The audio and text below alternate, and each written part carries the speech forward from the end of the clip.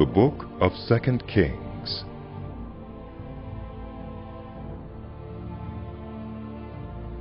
After Ahab's death, Moab rebelled against Israel. Now Ahaziah had fallen through the lattice of his upper room in Samaria and injured himself. So he sent messengers, saying to them, "Go and consult Baal-zebub, the god of Ekron, to see if I will recover from this injury." But the angel of the Lord said to Elijah the Tishbite, "Go up and meet the messengers of the king of Samaria, and ask them, is it because there is no God in Israel that you are going off to consult Baal-zebub, the god of Ekron? Therefore, this is what the Lord says. You will not leave the bed you are lying on. You will certainly die." So Elijah went. When the messengers returned to the king, he asked them, "Why have you come back?" "A man came to meet us, They replied. and he said to us, 'Go back to the king who sent you, and tell him, this is what the Lord says. Is it because there is no God in Israel that you are sending messengers to consult Baal-zebub, the god of Ekron? Therefore, you will not leave the bed you are lying on. You will certainly die.'" The king asked them. "What kind of man was it who came to meet you and told you this?" They replied. He had a garment of hair and a leather belt around his waist. The king said. "That was Elijah the Tishbite." Then he sent to Elijah a captain with his company of 50 men. The captain went up to Elijah, who was sitting on the top of a hill, and said to him, "Man of God, the king says, come down." Elijah answered the captain, "If I am a man of God, may fire come down from heaven and consume you and your 50 men." Then fire fell from heaven and consumed the captain and his men. At this, the king sent to Elijah another captain with his 50 men. The captain said to him, "Man of God, this is what the king says. Come down at once." "If I am a man of God," Elijah replied, "may fire come down from heaven and consume you and your 50 men." Then the fire of God fell from heaven and consumed him and his 50 men. So the king sent a third captain with his 50 men. This third captain went up and fell on his knees before Elijah. "Man of God, He begged, please have respect for my life and the lives of these 50 men, your servants. See, fire has fallen from heaven and consumed the first 2 captains and all their men. But now have respect The for angel my of life." the Lord said to Elijah. Go down with him. Do not be afraid of him. So Elijah got up and went down with him to the king. He told the king, "This is what the Lord says. Is it because there is no God in Israel for you to consult, that you have sent messengers to consult Beelzebub, the god of Ekron? Because you have done this, you will never leave the bed you are lying on. You will certainly die." So he died, according to the word of the Lord that Elijah had spoken. Because Ahaziah had no son, Joram succeeded him as king in the 2nd year of Jehoram, son of Jehoshaphat, king of Judah. As for all the other events of Ahaziah's reign and what he did, are they not written in the book of the annals of the kings of Israel? When the Lord was about to take Elijah up to heaven in a whirlwind, Elijah and Elisha were on their way from Gilgal. Elijah said to Elisha, "Stay here. The Lord has sent me to Bethel." But Elisha said, "As surely as the Lord lives, and as you live, I will not leave you." So they went down to Bethel.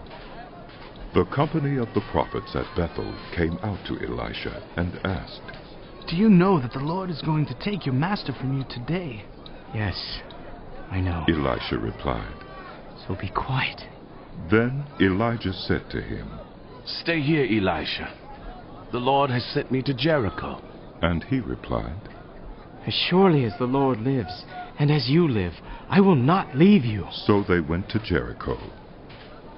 The company of the prophets at Jericho went up to Elisha and asked him, Do you know that the Lord is going to take your master from you today?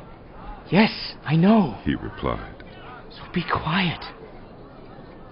Then Elijah said to him, Stay here. The Lord has sent me to the Jordan. and he replied, As surely as the Lord lives, and as you live, I will not leave you. So the two of them walked on. 50 men from the company of the prophets went and stood at a distance, facing the place where Elijah and Elisha had stopped at the Jordan. Elijah took his cloak, rolled it up, and struck the water with it. The water divided to the right and to the left, and the two of them crossed over on dry ground. When they had crossed, Elijah said to Elisha, Tell me, what can I do for you before I'm taken from you? Let me inherit a double portion of your spirit. Elisha replied. You have asked a difficult thing. Elijah said, Yet if you see me when I am taken from you, it will be yours. Otherwise, it will not. As they were walking along and talking together, suddenly a chariot of fire and horses of fire appeared and separated the two of them. And Elijah went up to heaven in a whirlwind. Elisha saw this and cried out, My father! My father! The chariots and horsemen of Israel! And Elisha saw him no more. Then he took hold of his garment and tore it in two. Elisha then picked up Elijah's cloak that had fallen from him and went back and stood on the bank of the Jordan. He took the cloak that had fallen from Elijah and struck the water with it. Where now is the Lord, the God of Elijah? He asked. When he struck the water, it divided to the right and to the left, and he crossed over. The company of the prophets from Jericho who were watching said, The spirit of Elijah is resting on Elisha. And they went to meet him and bowed to the ground before him. My lord, look. They said, We, your servants, have 50 able men. Let them go and look for your master. Perhaps the Spirit of the Lord has picked him up and set him down on some mountain or in some valley. No, Elisha replied. do not send him. But they persisted until he was too embarrassed to refuse. So he said, Send him. And they sent 50 men who searched for 3 days, but did not find him. When they returned to Elisha, who was staying in Jericho, he said to them, Didn't I tell you not to go? The people of the city said to Elisha, Look, my lord, this town is well situated, as you can see, but the water is bad and the land is unproductive. Bring me a new bowl, he said. and put salt in it. So they brought it to him. Then he went out to the spring and threw the salt into it, saying, This is what the Lord says. I have healed this water. Never again will it cause death or make the land unproductive. And the water has remained pure to this day, according to the word Elisha had spoken. From there, Elisha went up to Bethel. As he was walking along the road, some boys came out of the town and jeered at him. Get out of here, Bobby! They said, Get out of here, Bobby! He turned around, looked at them, and called down a curse on them in the name of the Lord. Then 2 bears came out of the woods and mauled 42 of the boys. And he went on to Mount Carmel, and from there returned to Samaria. Joram, son of Ahab, became king of Israel in Samaria in the 18th year of Jehoshaphat, king of Judah, and he reigned 12 years. He did evil in the eyes of the Lord, but not as his father and mother had done. He got rid of the sacred stone of Baal that his father had made. Nevertheless, he clung to the sins of Jeroboam, son of Nebat, which he had caused Israel to commit. He did not turn away from them. Now Mesha, king of Moab, raised sheep, and he had to pay the king of Israel a tribute of 100,000 lambs and the wool of 100,000 rams. But after Ahab died, the king of Moab rebelled against the king of Israel. So at that time, King Joram set out from Samaria and mobilized all Israel. He also sent this message to Jehoshaphat, king of Judah. The king of Moab has rebelled against me. Will you go with me to fight against Moab? I will go with you. He replied. I am as you are, my people as your people, my horses as your horses. By what route shall we attack? He asked. Through the desert of Edom. He answered. So the king of Israel set out with the king of Judah and the king of Edom. After a roundabout march of 7 days, the army had no more water for themselves or for the animals with them. What? Exclaimed the king of Israel. Has the Lord called us 3 kings together, only to deliver us into the hands of Moab? But Jehoshaphat asked, Is there no prophet of the Lord here, through whom we may inquire of the Lord? An officer of the king of Israel answered, Elisha, son of Shaphat, is here. He used to pour water on the hands of Elijah. Jehoshaphat said, The word of the Lord is with him. So the king of Israel and Jehoshaphat and the king of Edom went down to him. Elisha said to the king of Israel, Why do you want to involve me? Go to the prophets of your father and the prophets of your mother. No. The king of Israel answered, Because it was the Lord who called us 3 kings together to deliver us into the hands of Moab. Elisha said, As surely as the Lord Almighty lives, whom I serve, if I did not have respect for the presence of Jehoshaphat, king of Judah, I would not pay any attention to you. But now bring me a harpist. While the harpist was playing, the hand of the Lord came on Elisha, and he said, This is what the Lord says. I will fill this valley with pools of water. For this is what the Lord says. You will see neither wind nor rain, yet this valley will be filled with water. And you, your cattle, and your other animals will drink. This is an easy thing in the eyes of the Lord. He will also deliver Moab into your hands. You will overthrow every fortified city and every major town. You will cut down every good tree, stop up all the springs, and ruin every good field with stones. The next morning, about the time for offering the sacrifice, there it was, water flowing from the direction of Edom, and the land was filled with water. Now all the Moabites had heard that the kings had come to fight against them. So every man, young and old, who could bear arms was called up and stationed on the border. When they got up early in the morning, the sun was shining on the water. To the Moabites across the way, the water looked red, like blood. That's blood, they said. Those kings must have fought and slaughtered each other. Now to the plunder, Moab. But when the Moabites came to the camp of Israel, the Israelites rose up and fought them until they fled. And the Israelites invaded the land and slaughtered the Moabites. They destroyed the towns, and each man threw a stone on every good field until it was covered. They stopped up all the springs and cut down every good tree. Only Kir-Hareseth was left with its stones in place, but men armed with slings surrounded it and attacked it. When the king of Moab saw that the battle had gone against him, he took with him 700 swordsmen to break through to the king of Edom, but they failed. Then he took his firstborn son, who was to succeed him as king, and offered him as a sacrifice on the city wall. The fury against Israel was great.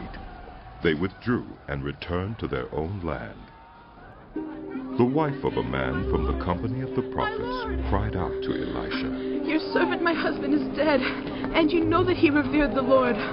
But now his creditor is coming to take my 2 boys as his slaves. Elisha replied to her, How can I help you? Tell me, what do you have in your house? Your servant has nothing there at all, she said, except a small jar of olive oil. Elisha said, Go around and ask your neighbors for empty jars. Don't ask for just a few. Yes.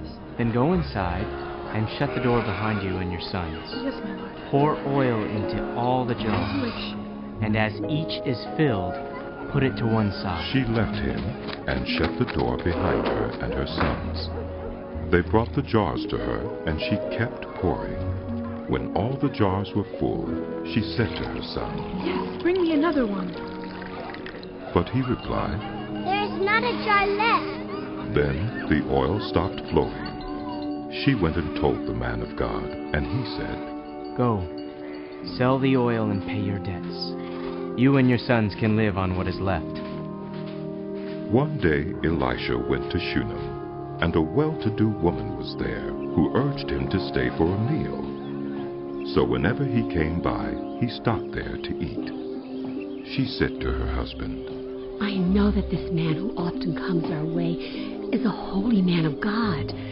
Let's make a small room on the roof and put in it a bed and a table, a chair, and a lamp for him. Then he can stay there whenever he comes to us. One day, when Elisha came, he went up to his room and lay down there. He said to his servant Gehazi, Call the Shunammite. So he called her, and she stood before him. Elisha said to him, Tell her, you have gone to all this trouble for us. Now what can be done for you? Can we speak on your behalf to the king or the commander of the army? She replied, I have a home among my own people. What can be done for her? Elisha asked. Gehazi said, She has no son, and her husband is old. Then Elisha said, Call her. So he called her, and she stood in the doorway.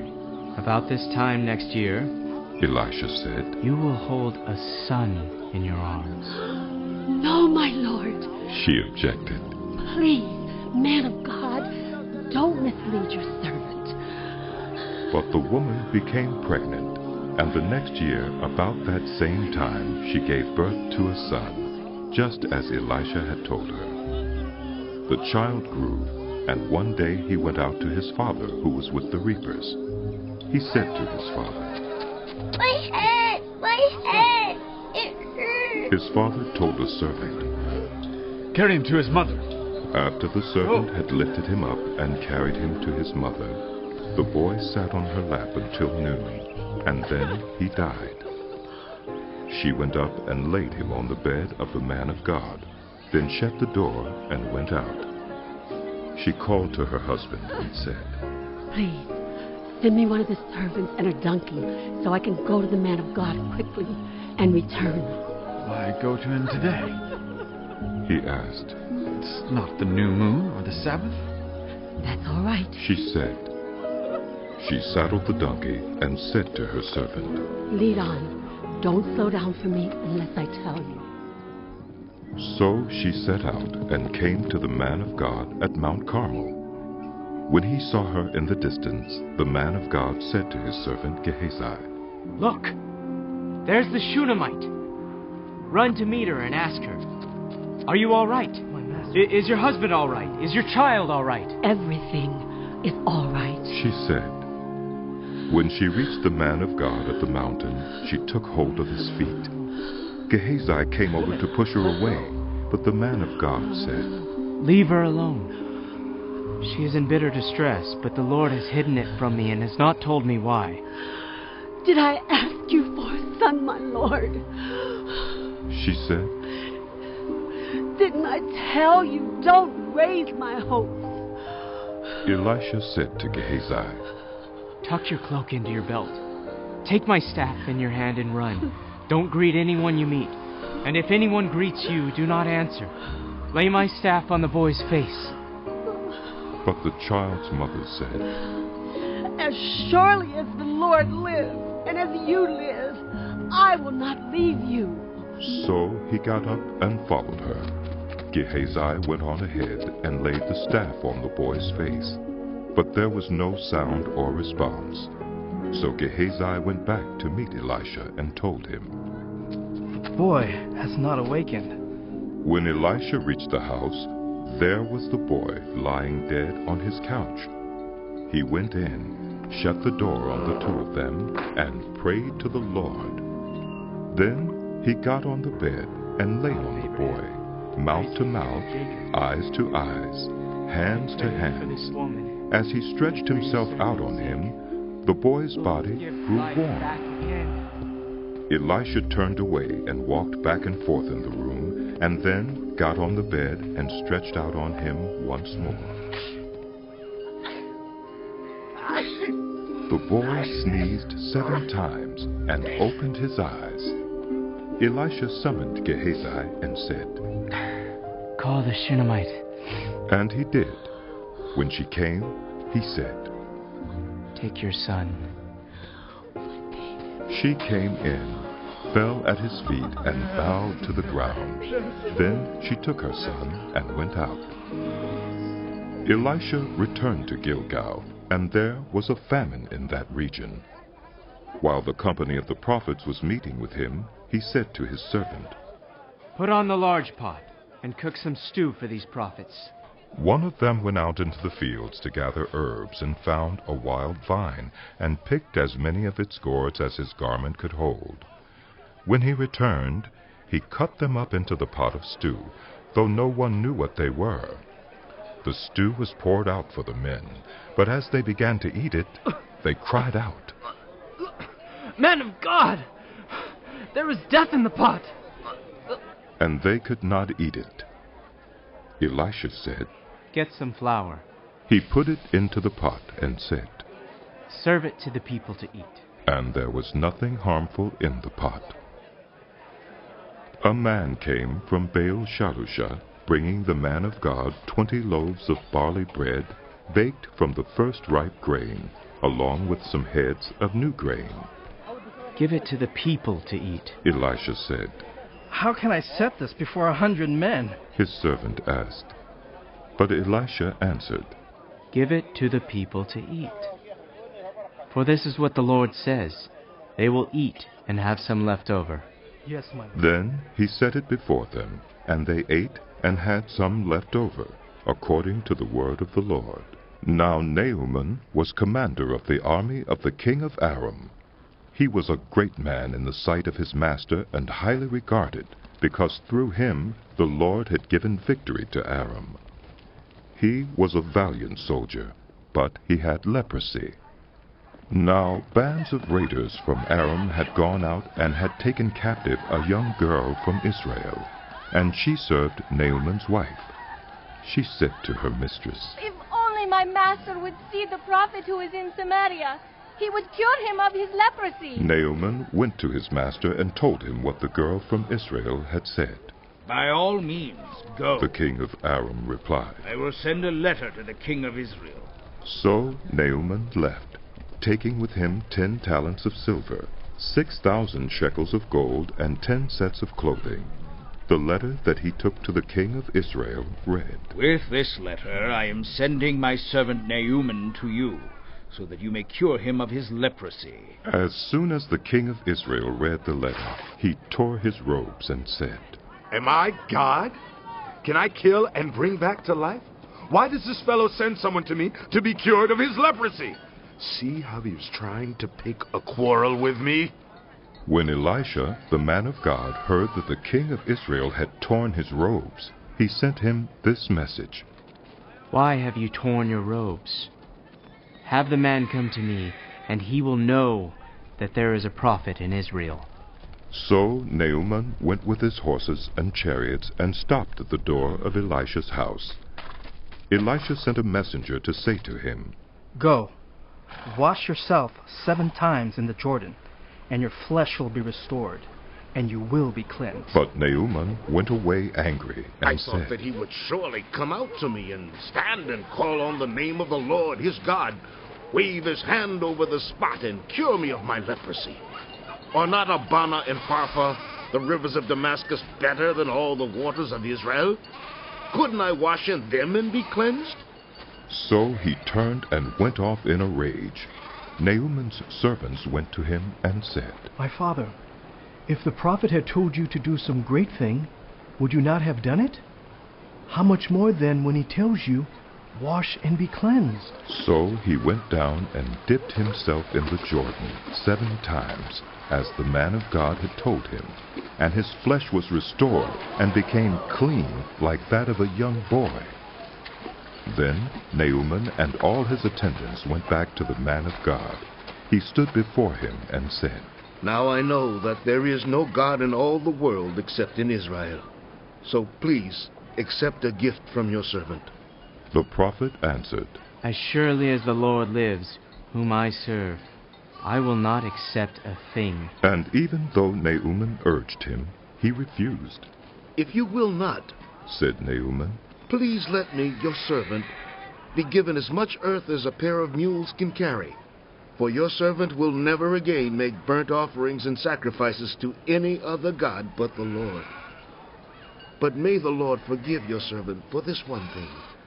When my master enters the temple of Rimmon to bow down, and he is leaning on my arm, and I have to bow there also, when I bow down in the temple of Rimmon, may the Lord forgive your servant for this. Go in peace, Elisha said. After Naaman had traveled some distance, Gehazi, the servant of Elisha, the man of God, said to himself, My master was too easy on Naaman, this Aramean, by not accepting from him what he brought. As surely as the Lord lives, I will run after him and get something from him. So Gehazi hurried after Naaman. When Naaman saw him running toward him, he got down from the chariot to meet him. Is everything all right? He asked. Everything is all right. Gehazi answered. My master sent me to say, 2 young men from the company of the prophets have just come to me from the hill country of Ephraim. Please give them a talent of silver and 2 sets of clothing. By all means, take 2 talents, said Naaman. He urged Gehazi to accept them, and then tied up the 2 talents of silver in 2 bags with 2 sets of clothing. He gave them to 2 of his servants, and they carried them ahead of Gehazi. When Gehazi came to the hill, he took the things from the servants and put them away in the house. He sent the men away, and they left. When he went in and stood before his master, Elisha asked him, Where have you been, Gehazi? Your servant didn't go anywhere. Gehazi answered. But Elisha said to him, Was not my spirit with you when the man got down from his chariot to meet you? Is this the time to take money, or to accept clothes, or olive groves and vineyards, or flocks and herds, or male and female slaves? Naaman's leprosy will cling to you and to your descendants forever. Then Gehazi went from Elisha's presence, and his skin was leprous. It had become as white as snow. The company of the prophets said to Elisha, Look, the place where we meet with you is too small for us. Let us go to the Jordan, where each of us can get a pole, and let us build a place there for us to meet. And he said, Go. Then one of them said, Won't you please come with your servants? I will. Elisha replied, and he went with them. They went to the Jordan and began to cut down trees. As one of them was cutting down a tree, the iron axe head fell into the water. Oh no, my lord! He cried out. It was borrowed. The man of God asked, Where did it fall?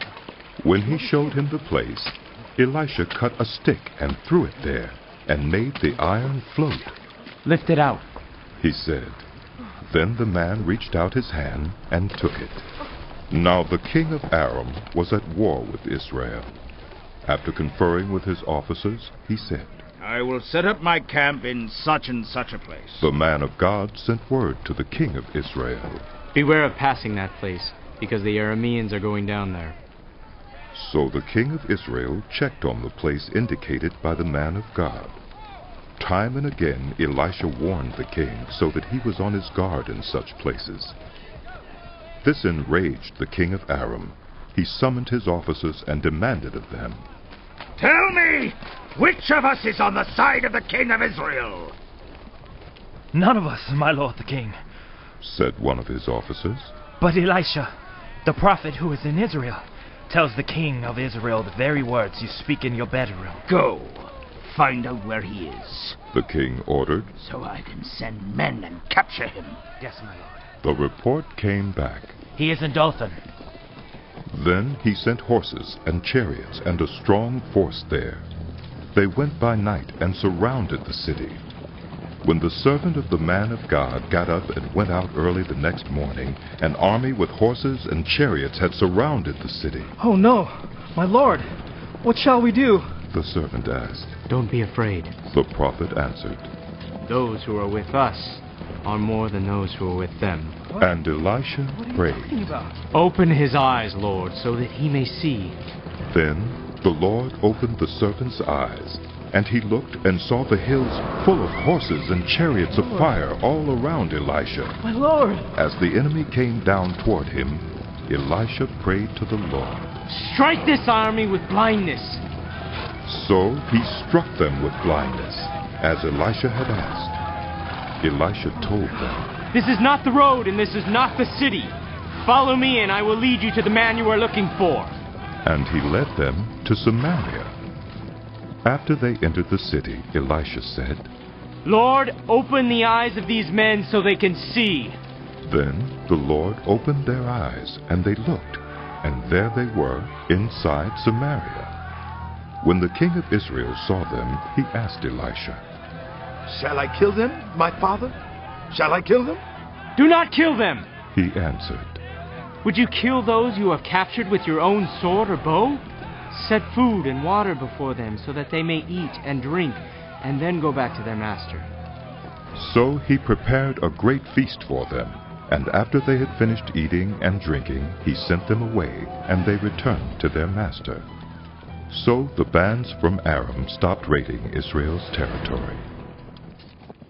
Sometime later, Ben-Hadad, king of Aram, mobilized his entire army and marched up and laid siege to Samaria. There was a great famine in the city. The siege lasted so long that a donkey's head sold for 80 shekels of silver, and a quarter of a cab of seed pods for 5 shekels. As the king of Israel was passing by on the wall, a woman cried to him, Help me, my lord the king! The king replied, If the Lord does not help you, where can I get help for you? From the threshing floor? From the winepress?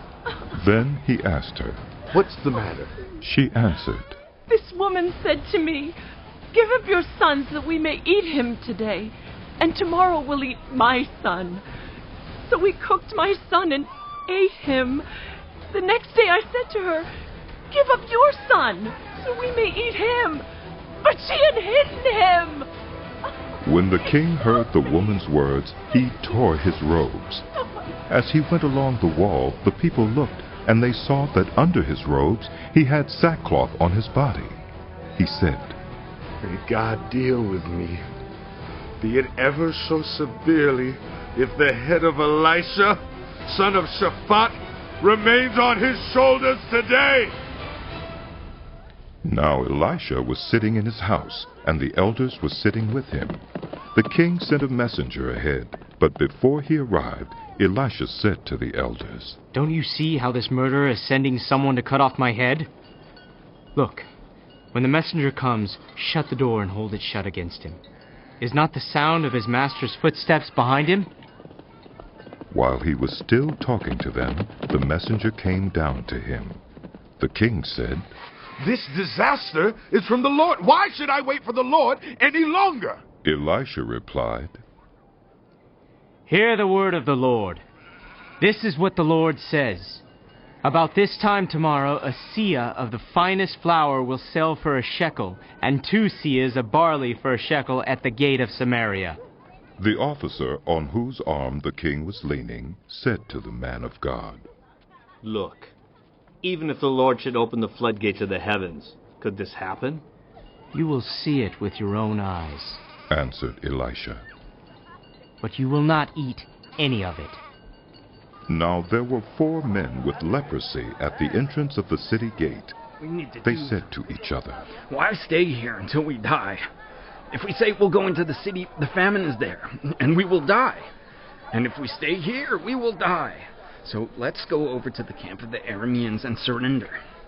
If they spare us, we live. If they kill us, then we die. At dusk, they got up and went to the camp of the Arameans.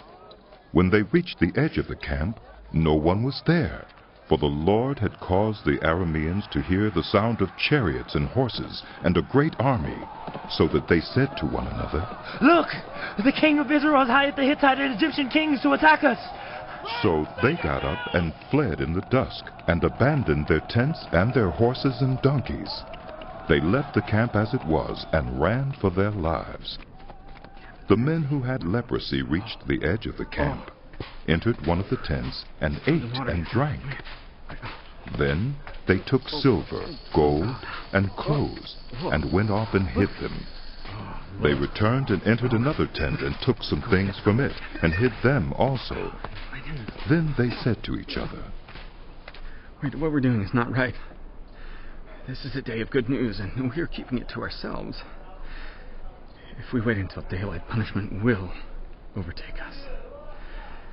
Let's go at once and report this to the royal palace. So they went and called out to the city gatekeepers and told them, We went into the Aramean camp, and no one was there. Not a sound of anyone. Only tethered horses and donkeys, and the tents left just as they were. Come see. The gatekeepers shouted the news, and it was reported within the palace.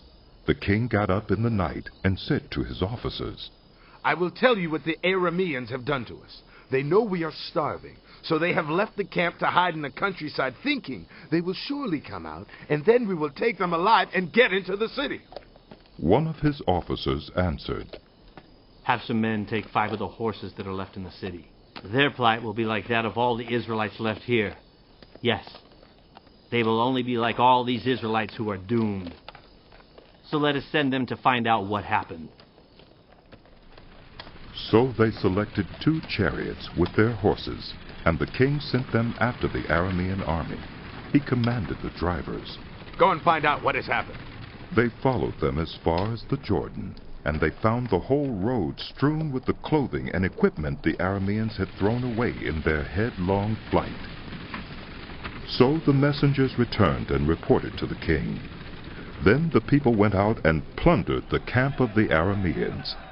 So a seah of the finest flour sold for a shekel, and 2 seahs of barley sold for a shekel, as the Lord had said. Now the king had put the officer on whose arm he leaned in charge of the gate, and the people trampled him in the gateway, and he died, just as the man of God had foretold when the king came down to his house. It happened as the man of God had said to the king. About this time tomorrow, a seah of the finest flour will sell for a shekel, and 2 seahs of barley for a shekel at the gate of Samaria. The officer had said to the man of God, Look, even if the Lord should open the floodgates of the heavens, could this happen? The man of God had replied, You will see it with your own eyes, but you will not eat any of it. And that is exactly what happened to him, for the people trampled him in the gateway, and he died. Now Elisha had said to the woman whose son he had restored to life, Go away with your family and stay for a while wherever you can, because the Lord has decreed a famine in the land that will last 7 years. The woman proceeded to do as the man of God said. She and her family went away and stayed in the land of the Philistines 7 years. At the end of the 7 years, she came back from the land of the Philistines and went to appeal to the king for her house and land. The king was talking to Gehazi, the servant of the man of God, and had said, Tell me about all the great things Elisha has done. Just as Gehazi was telling the king how Elisha had restored the dead to life, the woman whose son Elisha had brought back to life came to appeal to the king for her house and land. Gehazi said, This is the woman, my lord the king, and this is her son, whom Elijah restored to life. The king asked the woman about it, and she told him. Then he assigned an official to her case and said to him, Give back everything that belonged to her, including all the income from her land from the day she left the country until now. Elisha went to Damascus, and Ben-Hadad, king of Aram, was ill. My lord the king. When the king was told, the man of God has come all the way up here. He said to Hazael, Take a gift with you and go to meet the man of God. Consult the Lord through him. Ask him, will I recover from this illness? Hazael went to meet Elisha, taking with him as a gift 40 camel loads of all the finest wares of Damascus. He went in and stood before him and said, Your son Ben-Hadad, king of Aram, has sent me to ask, will I recover from this illness? Elisha answered, Go and say to him, you will certainly recover. Nevertheless, the Lord has revealed to me that he will in fact die. He stared at him with a fixed gaze until Hazael was embarrassed. Then the man of God began to weep. Why is my lord weeping? Asked Hazael. Because I know the harm you will do to the Israelites. He answered, You will set fire to their fortified places, kill their young men with the sword, dash their little children to the ground, and rip open their pregnant women. Hazael said, How could your servant, a mere dog, accomplish such a feat? The Lord has shown me that you will become king of Aram, answered Elisha. Then Hazael left Elisha and returned to his master. When Ben-Hadad asked, What did Elisha say to you? Hazael replied, He told me that you would certainly recover. But the next day he took a thick cloth, soaked it in water, and spread it over the king's face, so that he died. Then Hazael succeeded him as king. In the 5th year of Joram, son of Ahab, king of Israel, when Jehoshaphat was king of Judah, Jehoram, son of Jehoshaphat, began his reign as king of Judah. He was 32 years old when he became king, and he reigned in Jerusalem 8 years. He followed the ways of the kings of Israel, as the house of Ahab had done, for he married a daughter of Ahab. He did evil in the eyes of the Lord. Nevertheless, for the sake of his servant David, the Lord was not willing to destroy Judah. He had promised to maintain a lamp for David and his descendants forever. In the time of Jehoram, Edom rebelled against Judah and set up its own king. So Jehoram went to Zair with all his chariots. The Edomites surrounded him and his chariot commanders, but he rose up and broke through by night. His army, however, fled back home. To this day, Edom has been in rebellion against Judah. Libnah revolted at the same time. As for the other events of Jehoram's reign, and all he did, are they not written in the book of the annals of the kings of Judah? Jehoram rested with his ancestors and was buried with them in the city of David, and Ahaziah his son succeeded him as king. In the 12th year of Joram, son of Ahab, king of Israel, Ahaziah, son of Jehoram, king of Judah, began to reign. Ahaziah was 22 years old when he became king, and he reigned in Jerusalem 1 year. His mother's name was Athaliah, a granddaughter of Omri, king of Israel. He followed the ways of the house of Ahab and did evil in the eyes of the Lord, as the house of Ahab had done, for he was related by marriage to Ahab's family. Ahaziah went with Joram, son of Ahab, to war against Hazael, king of Aram, at Ramoth-Gilead.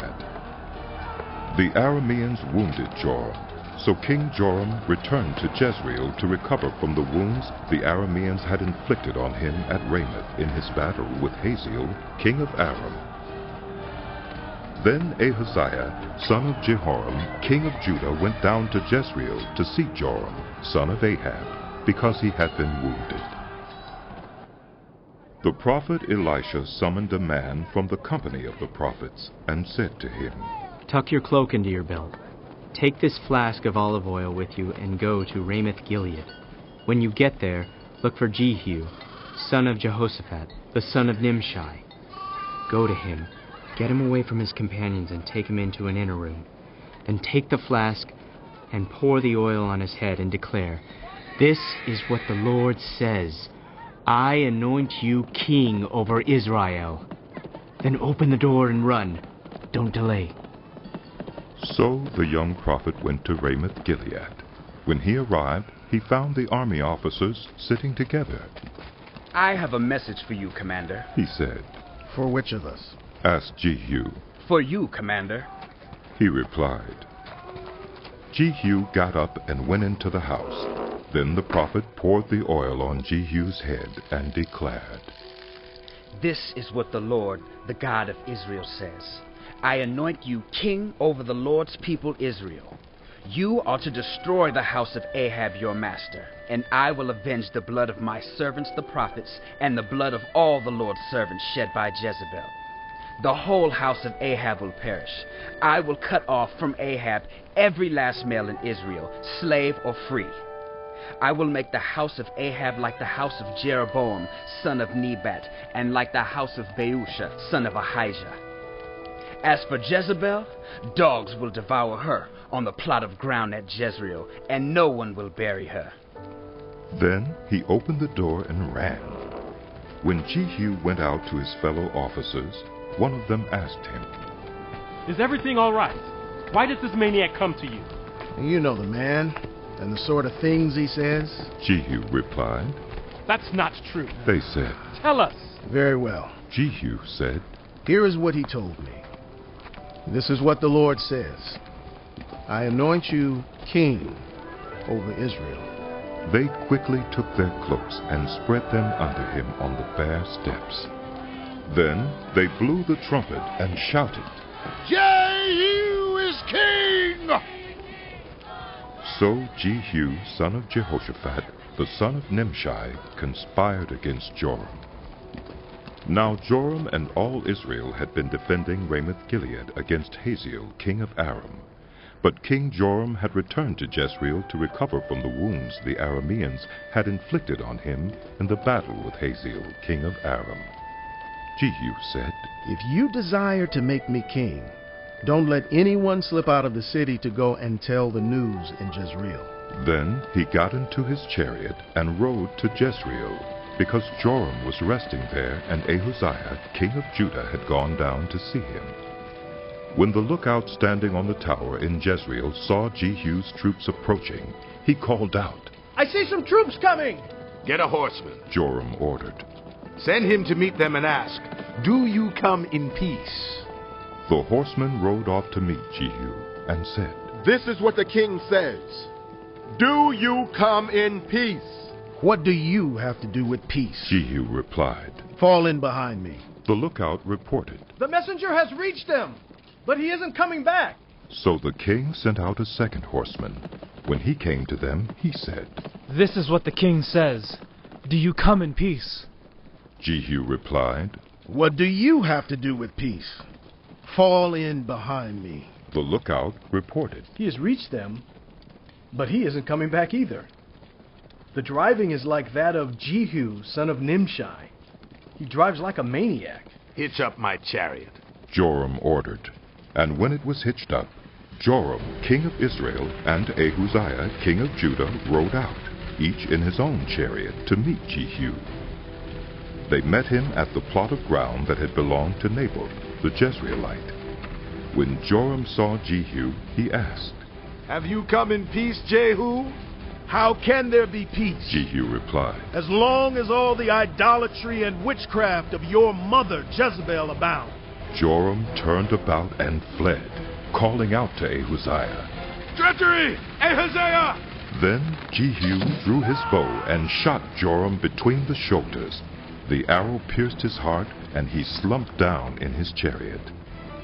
Jehu said to Bidkar, his chariot officer, "Pick him up and throw him on the field that belonged to Naboth the Jezreelite. Remember how you and I were riding together in chariots behind Ahab his father when the Lord spoke this prophecy against him? Yesterday I saw the blood of Naboth and the blood of his sons, declares the Lord, and I will surely make you pay for it on this plot of ground, declares the Lord. Now then, pick him up and throw him on that plot, in accordance with the word of the Lord. When Ahaziah, king of Judah, saw what had happened, he fled up the road to Beth-Hagen. Jehu chased him, shouting, "Kill him too!" They wounded him in his chariot on the way up to Gur, near Ibleam, but he escaped to Megiddo and died there.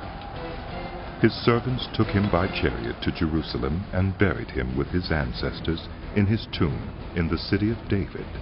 In the 11th year of Joram, son of Ahab, Ahaziah had become king of Judah. Then Jehu went to Jezreel. When Jezebel heard about it, she put on eye makeup, arranged her hair, and looked out of a window. As Jehu entered the gate, she asked, "Have you come in peace, you Zimri, you murderer of your master?" He looked up at the window and called out, "Who is on my side? Who?" 2 or 3 eunuchs looked down at him. "Throw her down," Jehu said. So they threw her down, and some of her blood spattered the wall and the horses as they trampled her underfoot. Jehu went in and ate and drank. "Take care of that cursed woman," he said, "and bury her, for she was a king's daughter." But when they went out to bury her, they found nothing except her skull, her feet, and her hands. They went back and told Jehu, who said, "This is the word of the Lord that he spoke through his servant Elijah the Tishbite. On the plot of ground at Jezreel, dogs will devour Jezebel's flesh. Jezebel's body will be like dung on the ground in the plot at Jezreel, so that no one will be able to say, 'This is Jezebel.'" Now there were in Samaria 70 sons of the house of Ahab. So Jehu wrote letters and sent them to Samaria, to the officials of Jezreel, to the elders, and to the guardians of Ahab's children. He said, "You have your master's sons with you, and you have chariots and horses, a fortified city, and weapons. Now, as soon as this letter reaches you, choose the best and most worthy of your master's sons, and set him on his father's throne. Then fight for your master's house." But they were terrified and said, "If 2 kings could not resist him, how can we?" So the palace administrator, the city governor, the elders, and the guardians sent this message to Jehu. "We are your servants, and we will do anything you say. We will not appoint anyone as king. You do whatever you think best." Then Jehu wrote them a second letter, saying, "If you are on my side and will obey me, take the heads of your master's sons and come to me in Jezreel by this time tomorrow." Now the royal princes, 70 of them, were with the leading men of the city who were rearing them. When the letter arrived, these men took the princes and slaughtered all 70 of them. They put their heads in baskets and sent them to Jehu in Jezreel. When the messenger arrived, he told Jehu. "They have brought the heads of the princes." Then Jehu ordered, "Put them in 2 piles at the entrance of the city gate until morning." The next morning Jehu went out. He stood before all the people and said, "You are innocent. It was I who conspired against my master and killed him. But who killed all these? Know then that not a word the Lord has spoken against the house of Ahab will fail. The Lord has done what he announced through his servant Elijah." So Jehu killed everyone in Jezreel who remained of the house of Ahab, as well as all his chief men, his close friends, and his priests, leaving him no survivor. Jehu then set out and went toward Samaria. At Beth-Eked of the shepherds, he met some relatives of Ahaziah, king of Judah, and asked, "Who are you?" They said, "We are relatives of Ahaziah, and we have come down to greet the families of the king and of the queen mother." "Take them alive," he ordered. So they took them alive and slaughtered them by the well of Beth-Eked, 42 of them. He left no survivor. After he left there, he came upon Jehonadab, son of Rechab, who was on his way to meet him. Jehu greeted him and said, "Are you in accord with me as I am with you?" "I am," Jehonadab answered. "If so," said Jehu, "give me your hand." So he did, and Jehu helped him up into the chariot.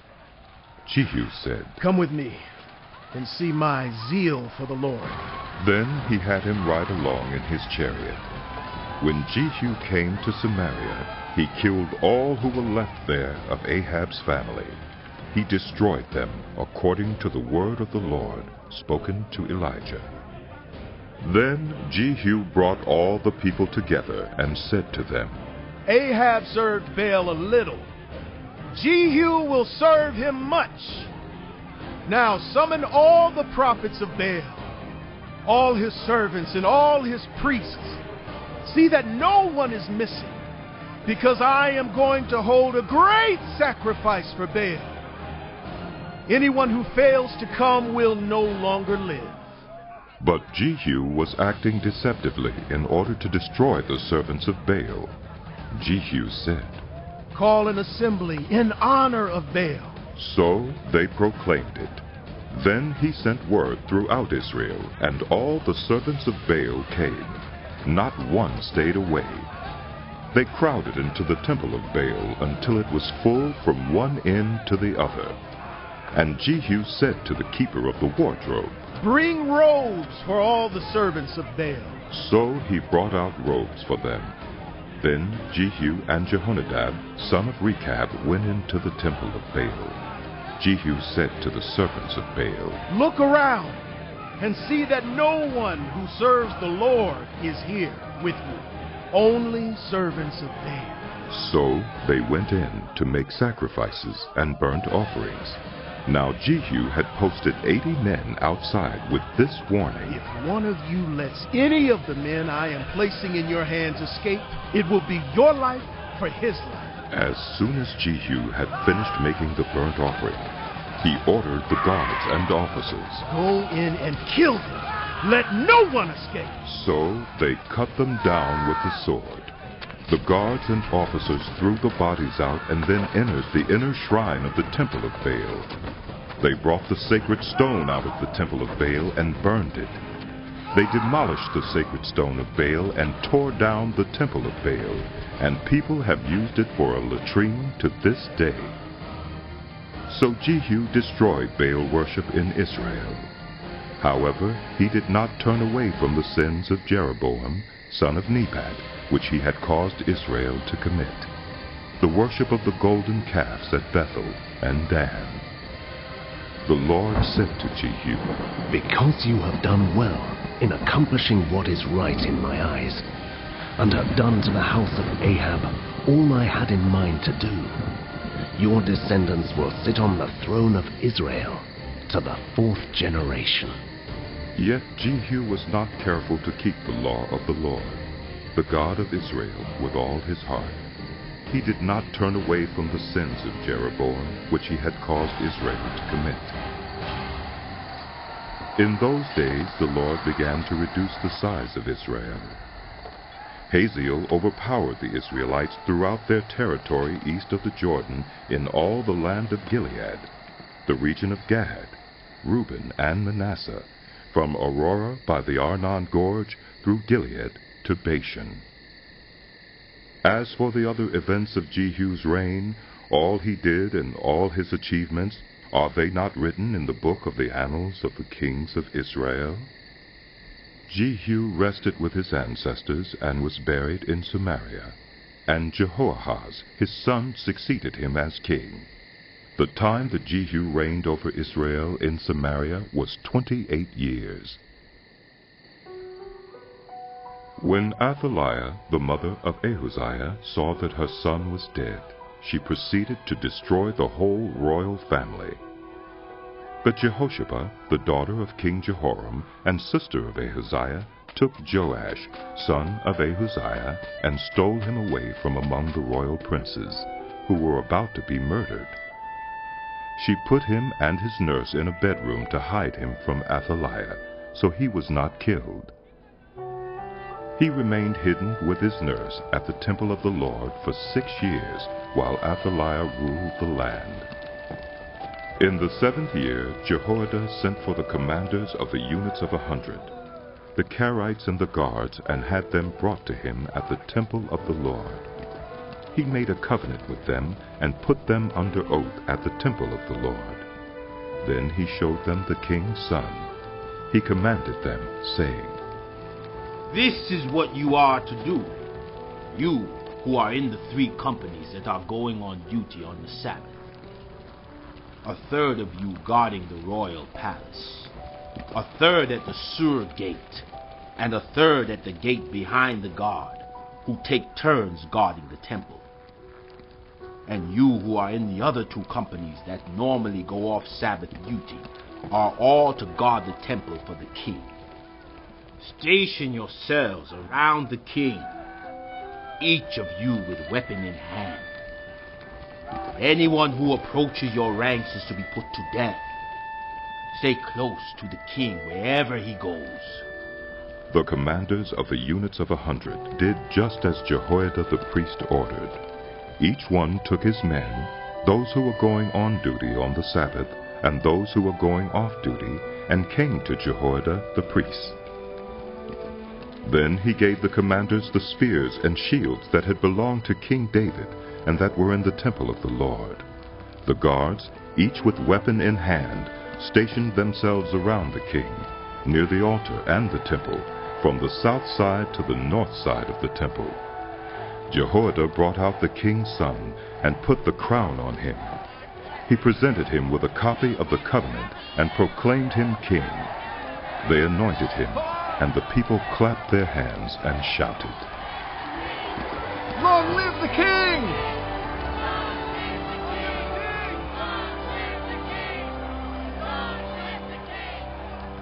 When Athaliah heard the noise made by the guards and the people, she went to the people at the temple of the Lord. She looked, and there was the king standing by the pillar, as the custom was. The officers and the trumpeters were beside the king, and all the people of the land were rejoicing and blowing trumpets. Then Athaliah tore her robes and called out, Treason! Treason! Jehoiada the priest ordered the commanders of units of 100, who were in charge of the troops, Bring her out between the ranks, and put to the sword anyone who follows her. For the priest had said, She must not be put to death in the temple of the Lord. So they seized her as she reached the place where the horses enter the palace grounds, and there she was put to death. Jehoiada then made a covenant between the Lord and the king and people, that they would be the Lord's people. He also made a covenant between the king and the people.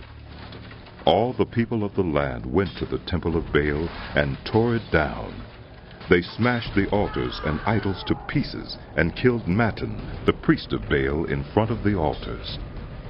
Then Jehoiada the priest posted guards at the temple of the Lord.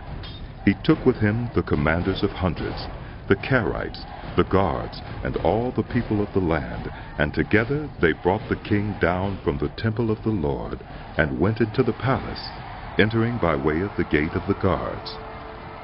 The king then took his place on the royal throne. All the people of the land rejoiced, and the city was calm, because Athaliah had been slain with the sword at the palace. Joash was 7 years old when he began to reign. In the 7th year of Jehu, Joash became king, and he reigned in Jerusalem 40 years. His mother's name was Zibiah. She was from Beersheba. Joash did what was right in the eyes of the Lord all the years Jehoiada the priest instructed him. The high places, however, were not removed. the people continued to offer sacrifices and burn incense there. Joash said to the priests, "Collect all the money that is brought as sacred offerings to the temple of the Lord. The money collected in the census, the money received from personal vows, and the money brought voluntarily to the temple.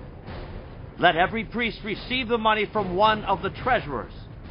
Then use it to repair whatever damage is found in the temple."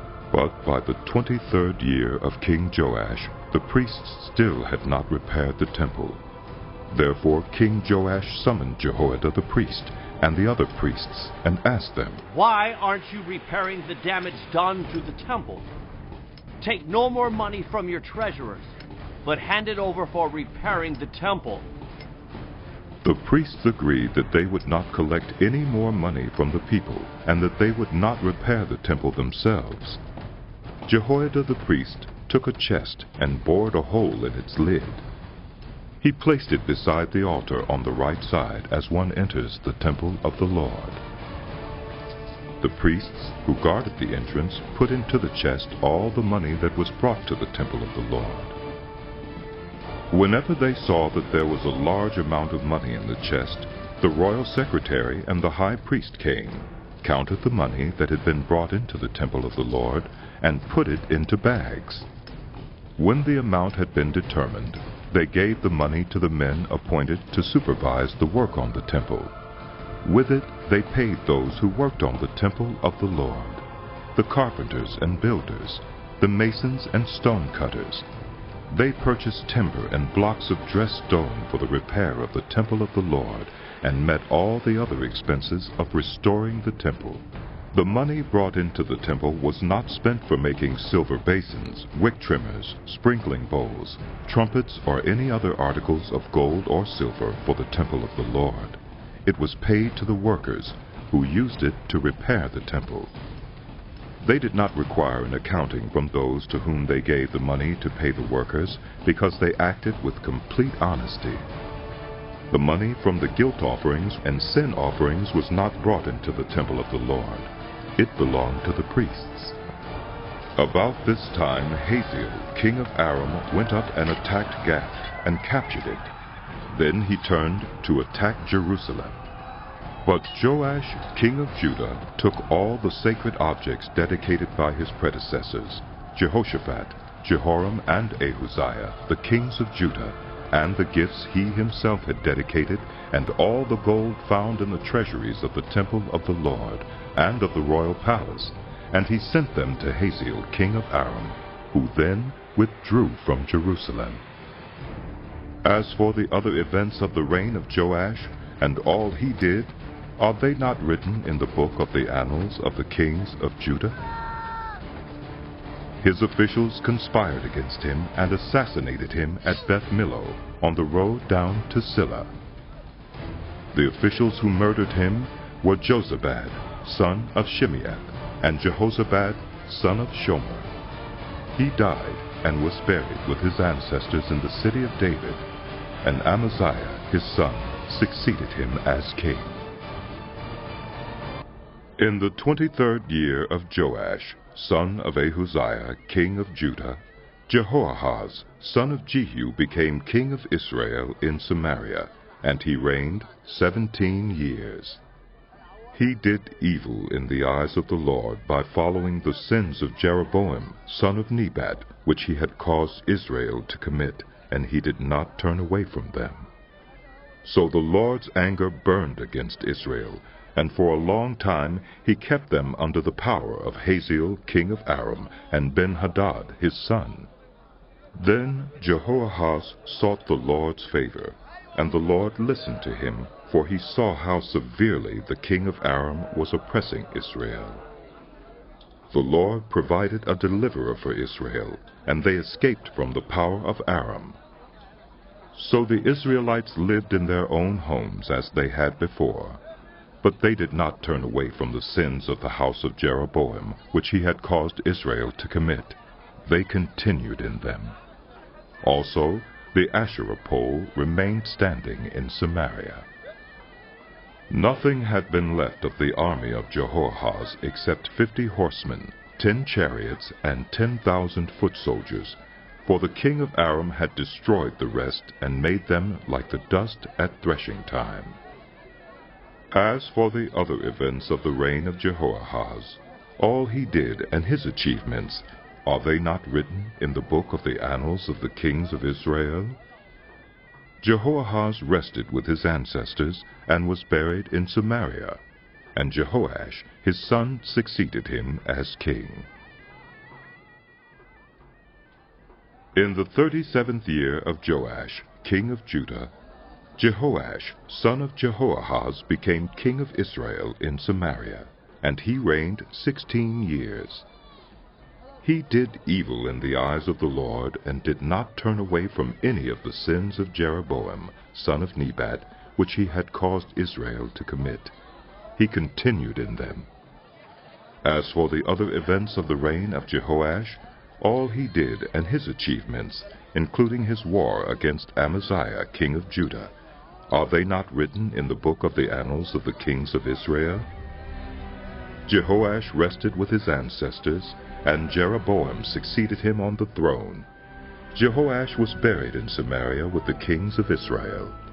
Now Elisha had been suffering from the illness from which he died. Jehoash, king of Israel, went down to see him, and wept over him. My father! My father! He cried. The chariots and horsemen of Israel! Elisha said, Get a bow and some arrows. And he did so. Take the bow in your hands, he said to the king of Israel. When he had taken it, Elisha put his hands on the king's hands. Open the east window, he said, and he opened it. Shoot, Elisha said, and he shot. The Lord's arrow of victory, the arrow of victory over Aram. Elisha declared, You will completely destroy the Arameans at Aphek. Then he said, Take the arrows. And the king took them. Elisha told him, Strike the ground. He struck it 3 times and stopped. The man of God was angry with him and said, You should have struck the ground 5 or 6 times. Then you would have defeated Aram and completely destroyed it. But now you will defeat it only 3 times. Elisha died and was buried. Now Moabite raiders used to enter the country every spring. Once, while some Israelites were burying a man, suddenly they saw a band of raiders, so they threw the man's body into Elisha's tomb. When the body touched Elisha's bones, the man came to life and stood up on his feet. Hazael, king of Aram, oppressed Israel throughout the reign of Jehoahaz. But the Lord was gracious to them and had compassion and showed concern for them because of his covenant with Abraham, Isaac, and Jacob. To this day he has been unwilling to destroy them or banish them from his presence. Hazael, king of Aram, died, and Ben-Hadad, his son, succeeded him as king. Then Jehoash, son of Jehoahaz, recaptured from Ben-Hadad, son of Hazael, the towns he had taken in battle from his father Jehoahaz. 3 times Jehoash defeated him, and so he recovered the Israelite towns. In the 2nd year of Jehoash, son of Jehoahaz, king of Israel, Amaziah, son of Joash, king of Judah, began to reign. He was 25 years old when he became king, and he reigned in Jerusalem 29 years. His mother's name was Jehoaddan. She was from Jerusalem. He did what was right in the eyes of the Lord, but not as his father David had done. In everything he followed the example of his father Joash. The high places, however, were not removed.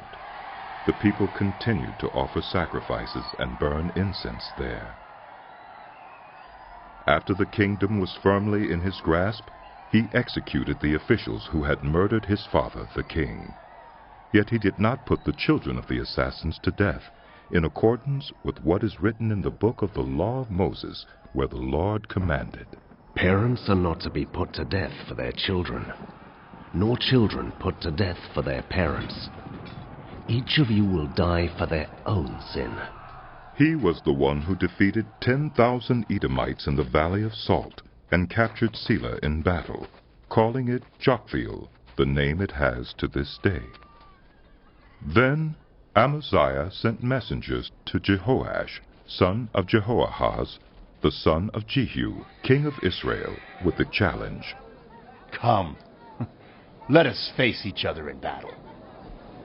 But Jehoash, king of Israel, replied to Amaziah, king of Judah, A thistle in Lebanon sent a message to a cedar in Lebanon. Give your daughter to my son in marriage. Then a wild beast in Lebanon came along and trampled the thistle underfoot. You have indeed defeated Edom, and now you are arrogant. Glory in your victory, but stay at home. Why ask for trouble and cause your own downfall and that of Judah also? Amaziah, however, would not listen. So Jehoash, king of Israel, attacked. He and Amaziah, king of Judah, faced each other at Beth-Shemesh in Judah. Judah was routed by Israel, and every man fled to his home. Jehoash, king of Israel, captured Amaziah, king of Judah, the son of Joash, the son of Ahaziah, at Beth-Shemesh. Then Jehoash went to Jerusalem and broke down the wall of Jerusalem from the Ephraim gate to the corner gate, a section about 400 cubits long. He took all the gold and silver and all the articles found in the temple of the Lord and in the treasuries of the royal palace. He also took hostages and returned to Samaria. As for the other events of the reign of Jehoash, what he did and his achievements, including his war against Amaziah, king of Judah, are they not written in the book of the annals of the kings of Israel? Jehoash rested with his ancestors and was buried in Samaria with the kings of Israel, and Jeroboam his son succeeded him as king. Amaziah, son of Joash, king of Judah, lived for 15 years after the death of Jehoash, son of Jehoahaz, king of Israel. As for the other events of Amaziah's reign, are they not written in the book of the annals of the kings of Judah? They conspired against him in Jerusalem, and he fled to Lachish, but they sent men after him to Lachish and killed him there. He was brought back by horse and was buried in Jerusalem with his ancestors in the city of David. Then all the people of Judah took Azariah, who was 16 years old, and made him king in place of his father Amaziah. He was the one who rebuilt Elath and restored it to Judah after Amaziah rested with his ancestors. In the 15th year of Amaziah, son of Joash, king of Judah, Jeroboam, son of Jehoash, king of Israel, became king in Samaria, and he reigned 41 years. He did evil in the eyes of the Lord, and did not turn away from any of the sins of Jeroboam, son of Nebat, which he had caused Israel to commit. He was the one who restored the boundaries of Israel from Lebo-Hamath to the Dead Sea, in accordance with the word of the Lord, the God of Israel, spoken through his servant Jonah, son of Amittai, the prophet from Gath-Hepher. The Lord had seen how bitterly everyone in Israel, whether slave or free, was suffering. There was no one to help them. And since the Lord had not said he would blot out the name of Israel from under heaven, he saved them by the hand of Jeroboam, son of Jehoash. As for the other events of Jeroboam's reign, all he did, and his military achievements, including how he recovered for Israel both Damascus and Hamath, which had belonged to Judah, are they not written in the book of the annals of the kings of Israel? Jeroboam rested with his ancestors, the kings of Israel, and Zechariah, his son, succeeded him as king. In the 27th year of Jeroboam, king of Israel, Azariah, son of Amaziah, king of Judah, began to reign. He was 16 years old when he became king, and he reigned in Jerusalem 52 years. His mother's name was Jechaliah. She was from Jerusalem. He did what was right in the eyes of the Lord, just as his father Amaziah had done. The high places, however, were not removed. The people continued to offer sacrifices and burn incense there. The Lord afflicted the king with leprosy until the day he died, and he lived in a separate house. Jotham, the king's son, had charge of the palace and governed the people of the land. As for the other events of Azariah's reign and all he did, are they not written in the book of the annals of the kings of Judah? Azariah rested with his ancestors and was buried near them in the city of David, and Jotham his son succeeded him as king. In the 38th year of Azariah, king of Judah, Zechariah, son of Jeroboam, became king of Israel in Samaria, and he reigned 6 months. He did evil in the eyes of the Lord, as his predecessors had done. He did not turn away from the sins of Jeroboam, son of Nebat, which he had caused Israel to commit. Shallum, son of Jabesh, conspired against Zechariah. He attacked him in front of the people, assassinated him, and succeeded him as king. The other events of Zechariah's reign are written in the book of the annals of the kings of Israel. So the word of the Lord spoken to Jehu was fulfilled. Your descendants will sit on the throne of Israel to the 4th generation. Shallum, son of Jabesh, became king in the 39th year of Uzziah, king of Judah, and he reigned in Samaria 1 month. Then Menahem, son of Gadai, went from Tirzah up to Samaria. He attacked Shallum, son of Jabesh, in Samaria, assassinated him, and succeeded him as king.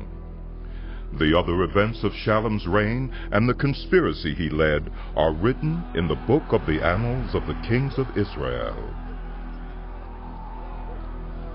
At that time, Menahem, starting out from Tirzah, attacked Tifsah and everyone in the city and its vicinity, because they refused to open their gates. He sacked Tifsah and ripped open all the pregnant women. In the 39th year of Azariah, king of Judah, Menahem, son of Gadai, became king of Israel, and he reigned in Samaria 10 years. He did evil in the eyes of the Lord. During his entire reign he did not turn away from the sins of Jeroboam, son of Nebat, which he had caused Israel to commit. Then Pul, king of Assyria, invaded the land, and Menahem gave him 1,000 talents of silver to gain his support and strengthen his own hold on the kingdom. Menahem exacted this money from Israel. Every wealthy person had to contribute 50 shekels of silver to be given to the king of Assyria. So the king of Assyria withdrew and stayed in the land no longer. As for the other events of Menahem's reign and all he did, are they not written in the book of the annals of the kings of Israel? Menahem rested with his ancestors, and Pekahiah his son succeeded him as king. In the 50th year of Azariah, king of Judah, Pekahiah, son of Menahem, became king of Israel in Samaria, and he reigned 2 years. Pekahiah did evil in the eyes of the Lord. He did not turn away from the sins of Jeroboam, son of Nebat, which he had caused Israel to commit. One of his chief officers, Pekah, son of Remaliah, conspired against him. Taking 50 men of Gilead with him, he assassinated Pekahiah along with Argob and Ariah in the citadel of the royal palace at Samaria. So Pekah killed Pekahiah and succeeded him as king. The other events of Pekahiah's reign and all he did are written in the book of the annals of the kings of Israel. In the 52nd year of Azariah, king of Judah, Pekah, son of Remaliah, became king of Israel in Samaria, and he reigned 20 years. He did evil in the eyes of the Lord. He did not turn away from the sins of Jeroboam, son of Nebat, which he had caused Israel to commit. In the time of Pekah, king of Israel, Tiglath-Pileser, king of Assyria, came and took Ijon, Abel-Beth-Maachah, Genoa, Kedesh, and Hazor. He took Gilead and Galilee, including all the land of Naphtali, and deported the people to Assyria. Then Hoshea, son of Elah, conspired against Pekah, son of Remaliah. He attacked and assassinated him, and then succeeded him as king in the 20th year of Jotham, son of Uzziah. As for the other events of Pekah's reign and all he did, are they not written in the book of the annals of the kings of Israel? In the 2nd year of Pekah, son of Remaliah, king of Israel, Jotham, son of Uzziah, king of Judah, began to reign. He was 25 years old when he became king, and he reigned in Jerusalem 16 years. His mother's name was Jerusha, daughter of Zadok. He did what was right in the eyes of the Lord, just as his father Uzziah had done. The high places, however, were not removed. The people continued to offer sacrifices and burn incense there. Jotham rebuilt the upper gate of the temple of the Lord. As for the other events of Jotham's reign, and what he did, are they not written in the book of the annals of the kings of Judah? In those days the Lord began to send Rezin, king of Aram, and Pekah, son of Remaliah, against Judah. Jotham rested with his ancestors and was buried with them in the city of David, the city of his father, and Ahaz, his son, succeeded him as king.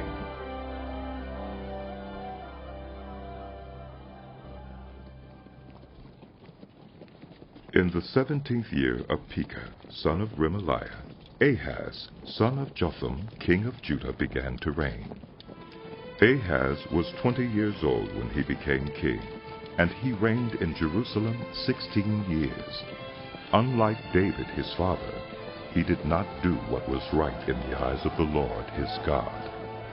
He followed the ways of the kings of Israel, and even sacrificed his son in the fire, engaging in the detestable practices of the nations the Lord had driven out before the Israelites.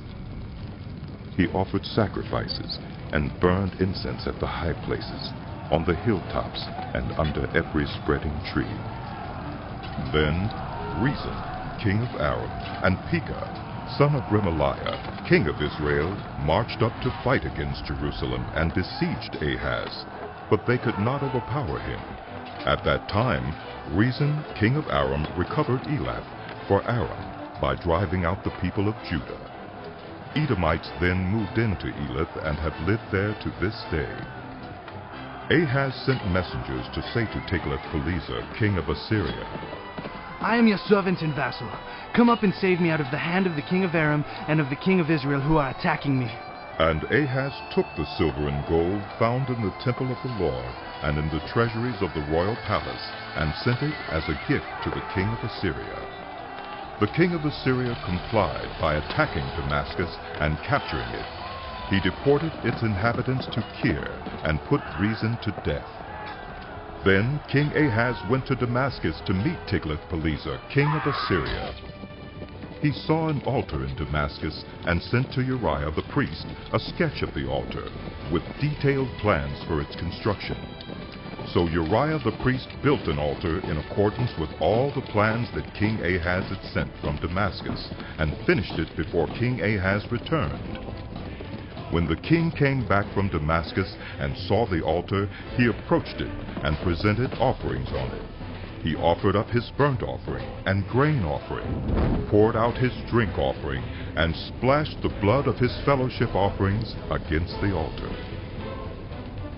As for the bronze altar that stood before the Lord, he brought from the front of the temple, from between the new altar and the temple of the Lord, and put it on the north side of the new altar. King Ahaz then gave these orders to Uriah the priest. On a large new altar, Offer the morning burnt offering and the evening grain offering, the king's burnt offering and his grain offering, and the burnt offering of all the people of the land, and their grain offering and their drink offering. Splash against this altar the blood of all the burnt offerings and sacrifices, but I will use the bronze altar for seeking guidance." And Uriah the priest did just as King Ahaz had ordered.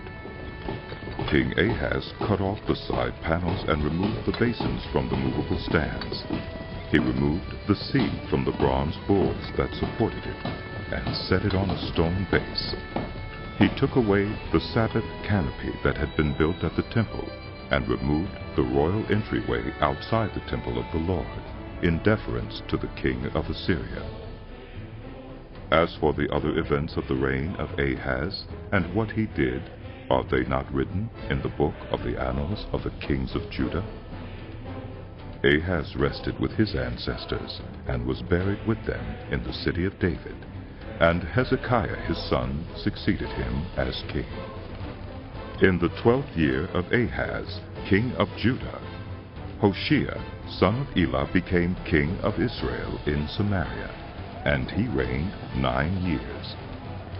He did evil in the eyes of the Lord, but not like the kings of Israel who preceded him. Shalmaneser, king of Assyria, came up to attack Hoshea, who had been Shalmaneser's vassal, and had paid him tribute. But the king of Assyria discovered that Hoshea was a traitor, for he had sent envoys to So, king of Egypt, and he no longer paid tribute to the king of Assyria, as he had done year by year. Therefore Shalmaneser seized him and put him in prison. The king of Assyria invaded the entire land, marched against Samaria, and laid siege to it for 3 years. In the 9th year of Hoshea, the king of Assyria captured Samaria and deported the Israelites to Assyria. He settled them in Halah in Gozan, on the harbor river, and in the towns of the Medes. All this took place because the Israelites had sinned against the Lord their God, who had brought them up out of Egypt from under the power of Pharaoh, king of Egypt. They worshipped other gods and followed the practices of the nations the Lord had driven out before them, as well as the practices that the kings of Israel had introduced. The Israelites secretly did things against the Lord their God that were not right. From watchtower to fortified city, they built themselves high places in all their towns. They set up sacred stones and Asherah poles on every high hill and under every spreading tree. At every high place they burned incense, as the nations whom the Lord had driven out before them had done. They did wicked things that aroused the Lord's anger. They worshipped idols, though the Lord had said, "You shall not do this." The Lord warned Israel and Judah through all his prophets and seers. Turn from your evil ways. Observe my commands and decrees, in accordance with the entire law that I commanded your ancestors to obey, and that I delivered to you through my servants the prophets. But they would not listen, and were as stiff-necked as their ancestors, who did not trust in the Lord their God. They rejected his decrees and the covenant he had made with their ancestors, and the statutes he had warned them to keep. They followed worthless idols, and themselves became worthless. They imitated the nations around them, although the Lord had ordered them. Do not do as they do. They forsook all the commands of the Lord their God, and made for themselves 2 idols cast in the shape of calves, and an Asherah pole. They bowed down to all the starry hosts, and they worshipped Baal. They sacrificed their sons and daughters in the fire.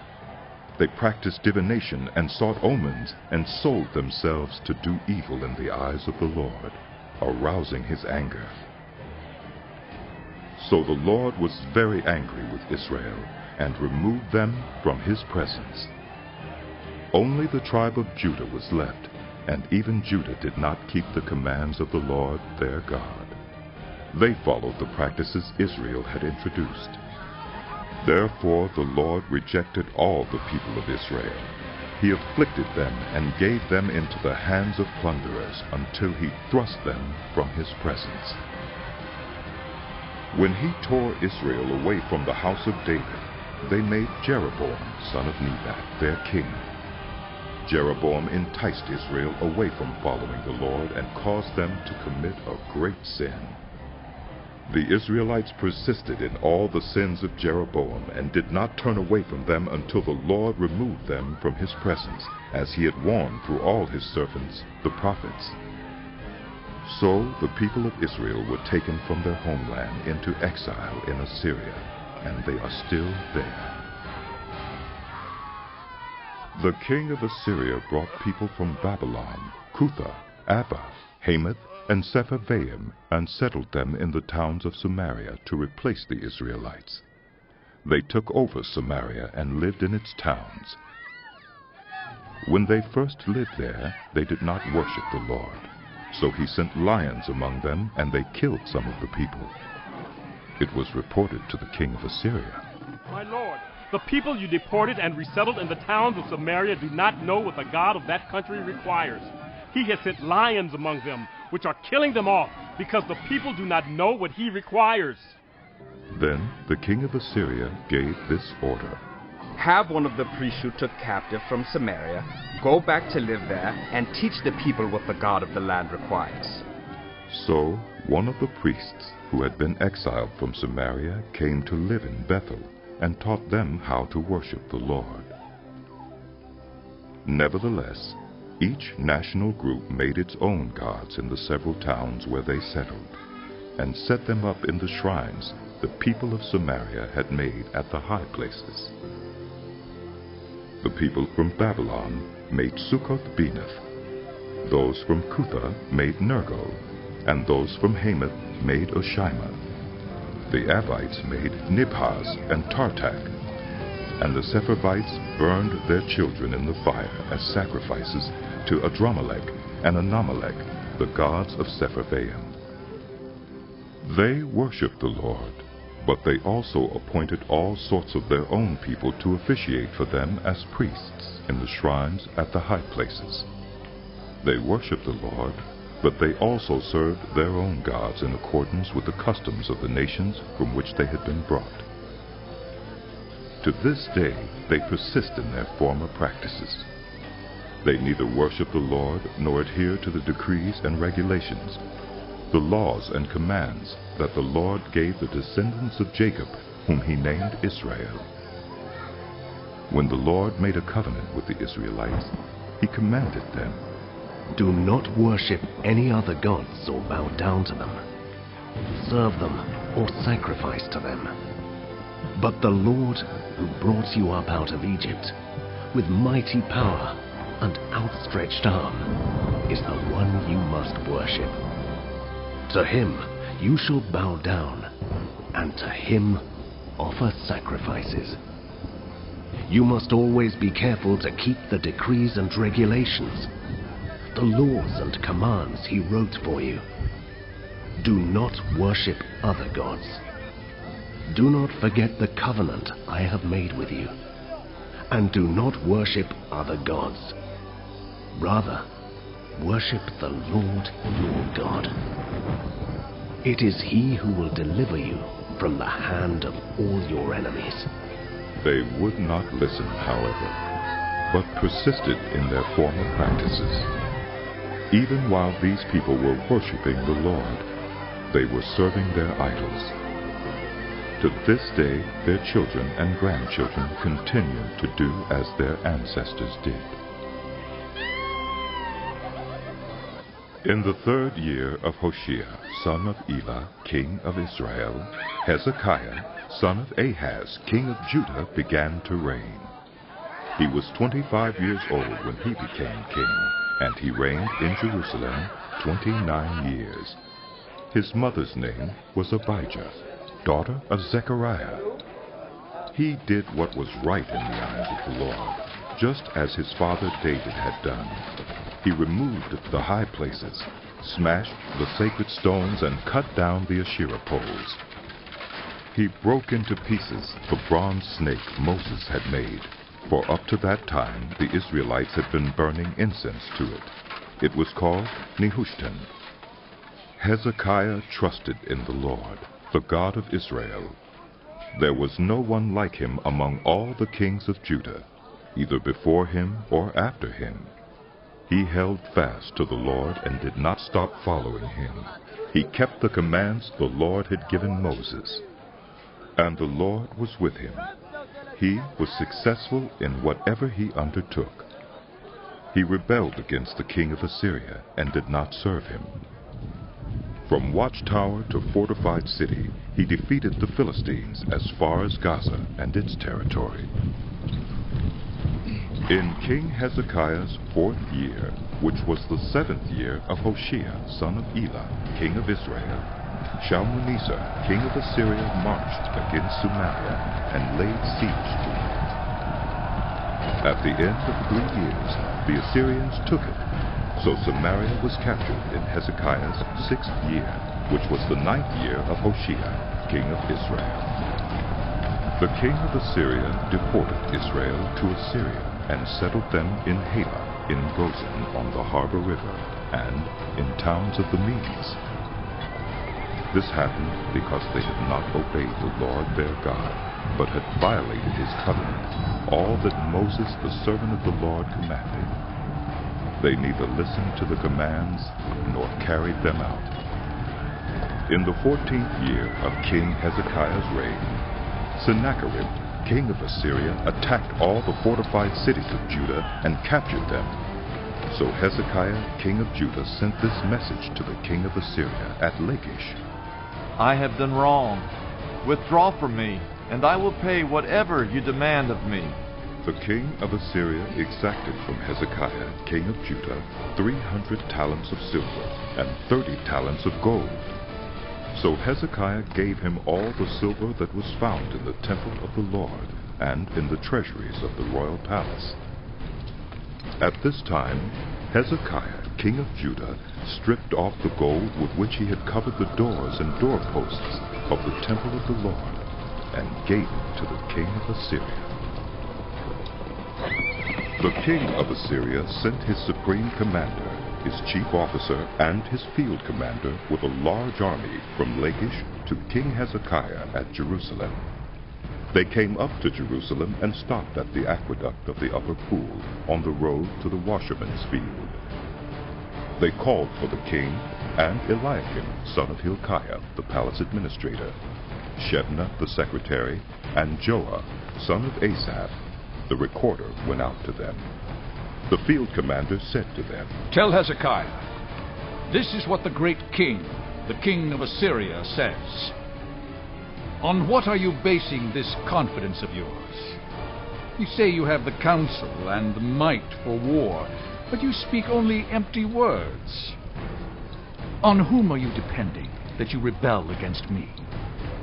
Look, I know you are depending on Egypt, that splintered reed of a staff, which pierces the hand of anyone who leans on it. Such is Pharaoh, king of Egypt, to all who depend on him. But if you say to me, we are depending on the Lord our God, isn't he the one whose high places and altars Hezekiah removed, saying to Judah and Jerusalem, you must worship before this altar in Jerusalem? Come now, make a bargain with my master, the king of Assyria. I will give you 2,000 horses, if you can put riders on them. How can you repulse one officer of the least of my master's officials, even though you are depending on Egypt for chariots and horsemen? Furthermore, have I come to attack and destroy this place without word from the Lord?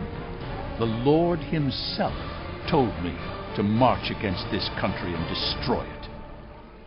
Then Eliakim, son of Hilkiah, and Shebna and Joah said to the field commander, Please speak to your servants in Aramaic, since we understand it. Don't speak to us in Hebrew in the hearing of the people on the wall. But the commander replied, Was it only to your master and you that my master sent me to say these things, and not to the people sitting on the wall? Who, like you, will have to eat their own excrement and drink their own urine? Then the commander stood and called out in Hebrew, Hear the word of the great king, the king of Assyria. This is what the king says. Do not let Hezekiah deceive you. He cannot deliver you from my hand. Do not let Hezekiah persuade you to trust in the Lord when he says, The Lord will surely deliver us. This city will not be given into the hand of the king of Assyria. Do not listen to Hezekiah. This is what the king of Assyria says. Make peace with me and come out to me. Then each of you will eat fruit from your own vine and fig tree, and drink water from your own cistern, until I come and take you to a land like your own, a land of grain and new wine, a land of bread and vineyards, a land of olive trees and honey. Choose life and not death. Do not listen to Hezekiah, for he is misleading you when he says, The Lord will deliver us. Has the God of any nation ever delivered his land from the hand of the king of Assyria? Where are the gods of Hamath and Arpad? Where are the gods of Sepharvaim, Hena, and Ivah? Have they rescued Samaria from my hand? Who of all the gods of these countries has been able to save his land from me? How then can the Lord deliver Jerusalem from my hand? But the people remained silent and said nothing in reply, because the king had commanded, Do not answer him. Then Eliakim, son of Hilkiah, the palace administrator, Shebna, the secretary, and Joah, son of Asaph, the recorder, went to Hezekiah with their clothes torn, and told him what the field commander had said. When King Hezekiah heard this, he tore his clothes and put on sackcloth and went into the temple of the Lord.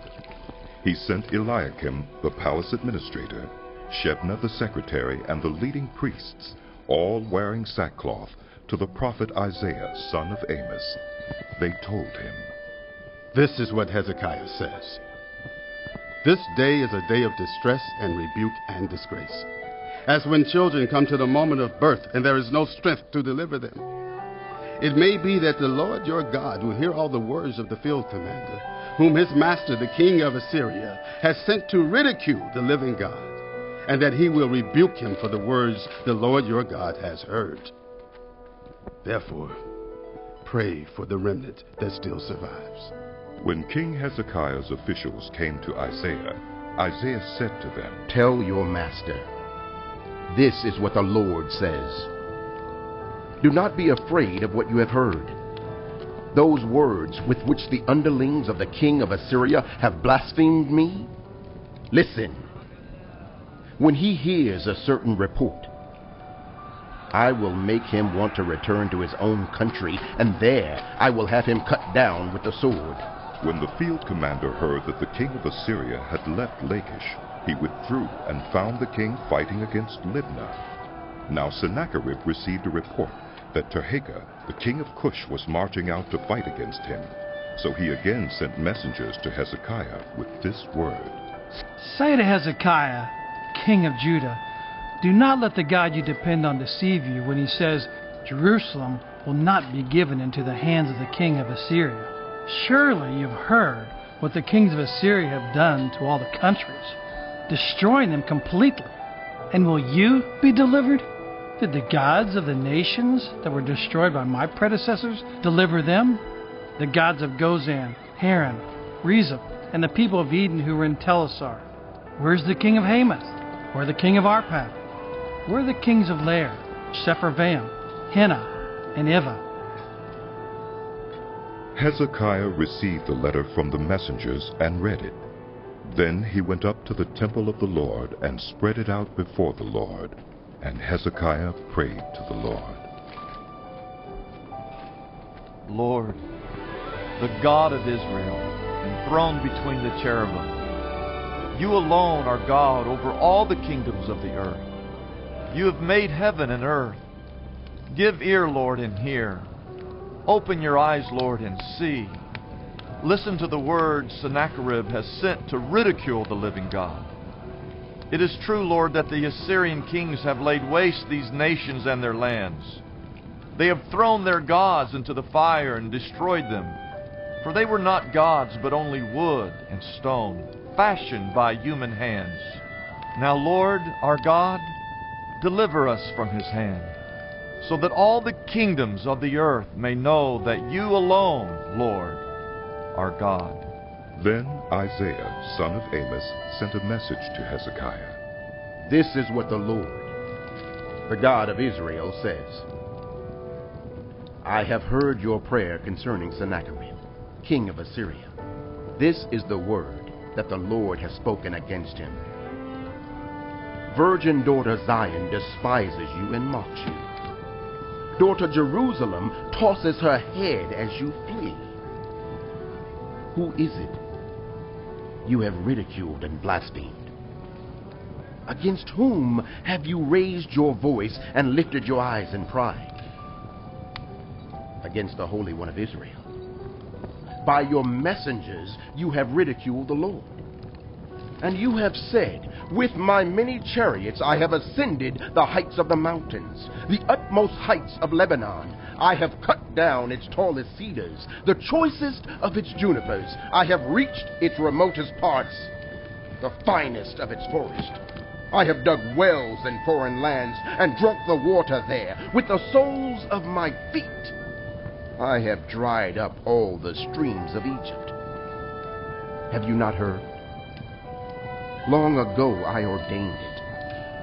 In days of old I planned it. Now I have brought it to pass. That you have turned fortified cities into piles of stone. Their people, drained of power, are dismayed and put to shame. They are like plants in the field, like tender green shoots, like grass sprouting on the roof, scorched before it grows up. But I know where you are, and when you come and go, and how you rage against me. Because you rage against me, and because your insolence has reached my ears, I will put my hook in your nose and my bit in your mouth, and I will make you return by the way you came. This will be the sign for you, Hezekiah. This year, you will eat what grows by itself, and the second year what springs from that. But in the third year, sow and reap, plant vineyards and eat their fruit. Once more, a remnant of the kingdom of Judah will take root below and bear fruit above. For out of Jerusalem will come a remnant, and out of Mount Zion a band of survivors. The zeal of the Lord Almighty will accomplish this. Therefore, this is what the Lord says concerning the king of Assyria. He will not enter this city or shoot an arrow here. He will not come before it with shield or build a siege ramp against it. By the way that he came, he will return. He will not enter this city, declares the Lord. I will defend this city and save it for my sake and for the sake of David, my servant. That night, the angel of the Lord went out and put to death 185,000 in the Assyrian camp. When the people got up the next morning, there were all the dead bodies. So Sennacherib, king of Assyria, broke camp and withdrew. He returned to Nineveh and stayed there. One day, while he was worshiping in the temple of his god, Nisroch, his sons, Adremelech and Sharezer, killed him with the sword, and they escaped to the land of Ararat. And Esarhaddon, his son, succeeded him as king. In those days Hezekiah became ill and was at the point of death.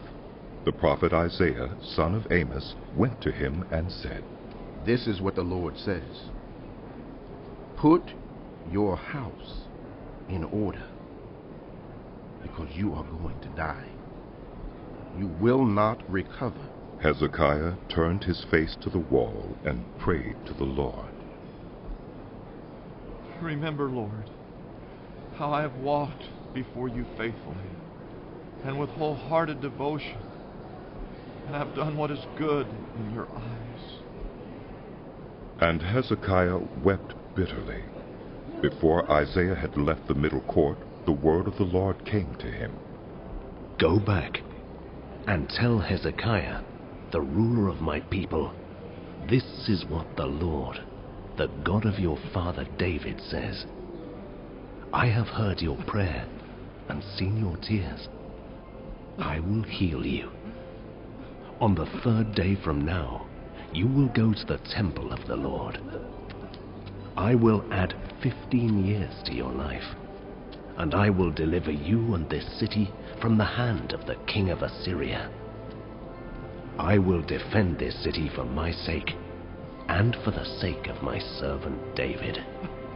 Then Isaiah said, Prepare a poultice of figs. They did so and applied it to the boil, and he recovered.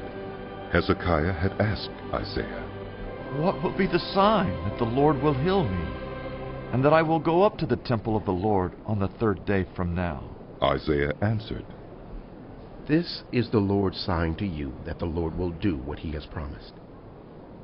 Shall the shadow go forward 10 steps? Or shall it go back 10 steps? It is a simple matter for the shadow to go forward 10 steps, said Hezekiah. Rather, have it go back 10 steps.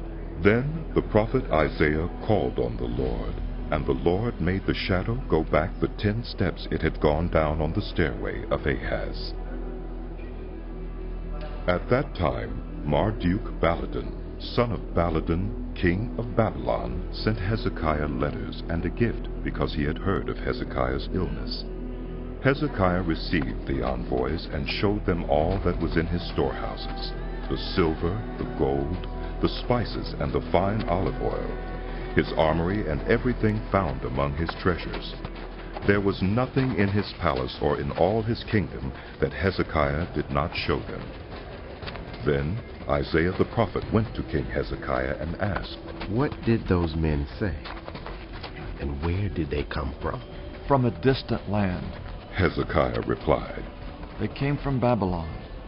The prophet asked, What did they see in your palace? They saw everything in my palace. Hezekiah said, There is nothing among my treasures that I did not show them. Then Isaiah said to Hezekiah, Hear the word of the Lord. The time will surely come when everything in your palace and all that your predecessors have stored up until this day will be carried off to Babylon. Nothing will be left, says the Lord. And some of your descendants, your own flesh and blood, who will be born to you, will be taken away, and they will become eunuchs in the palace of the king of Babylon. The word of the Lord you have spoken is good, Hezekiah replied, for he thought, Will there not be peace and security in my lifetime? As for the other events of Hezekiah's reign, all his achievements, and how he made the pool and the tunnel by which he brought water into the city, are they not written in the book of the annals of the kings of Judah? Hezekiah rested with his ancestors, and Manasseh his son succeeded him as king.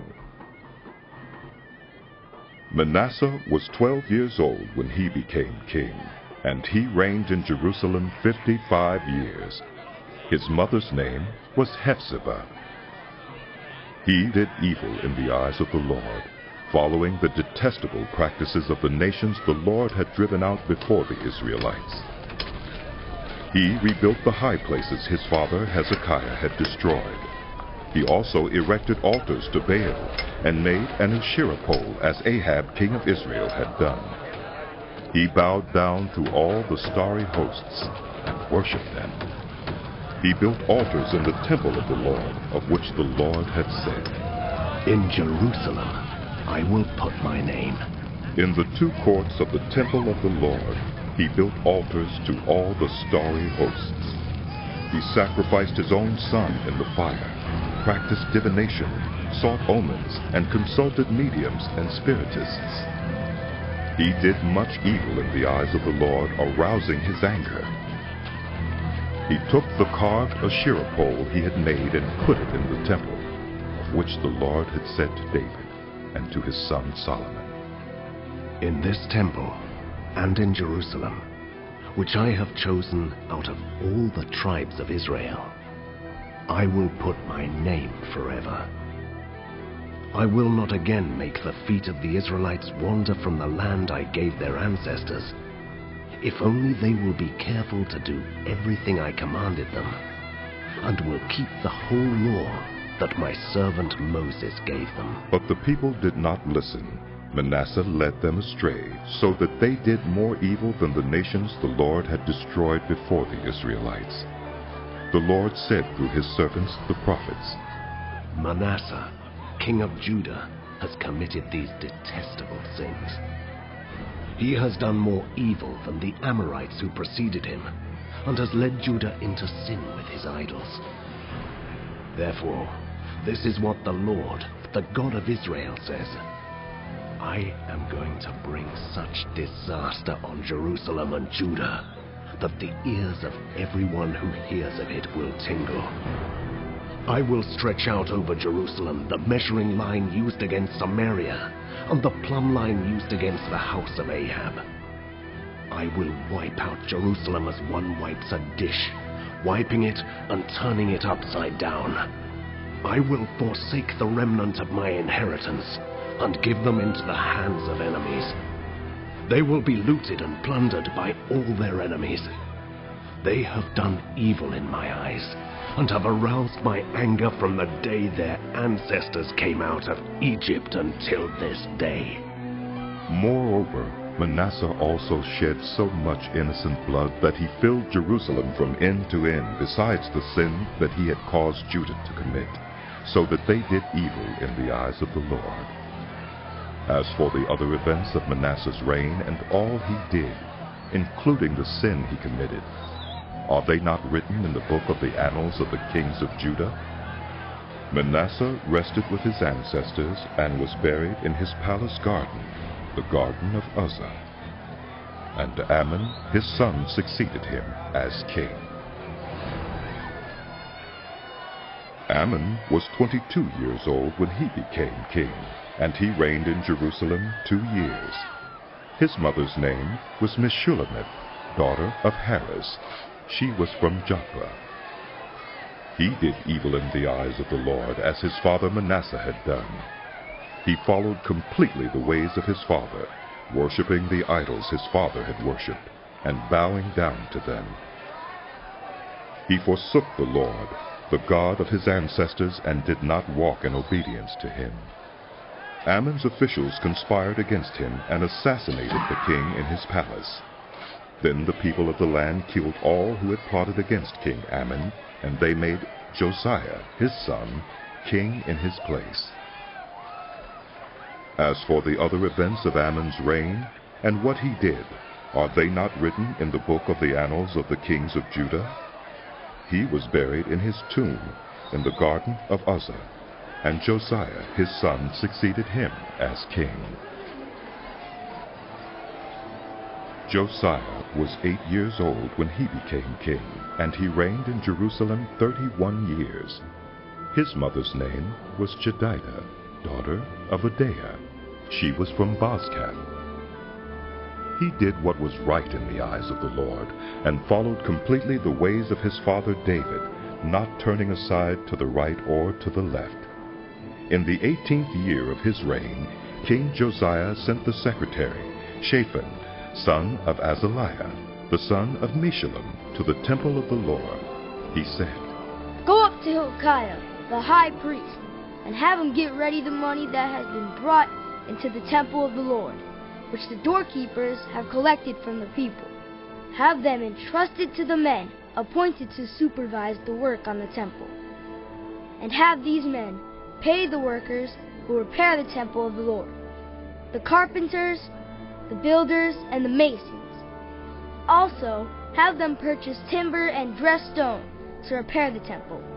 But they need not account for the money entrusted to them, because they are honest in their dealings.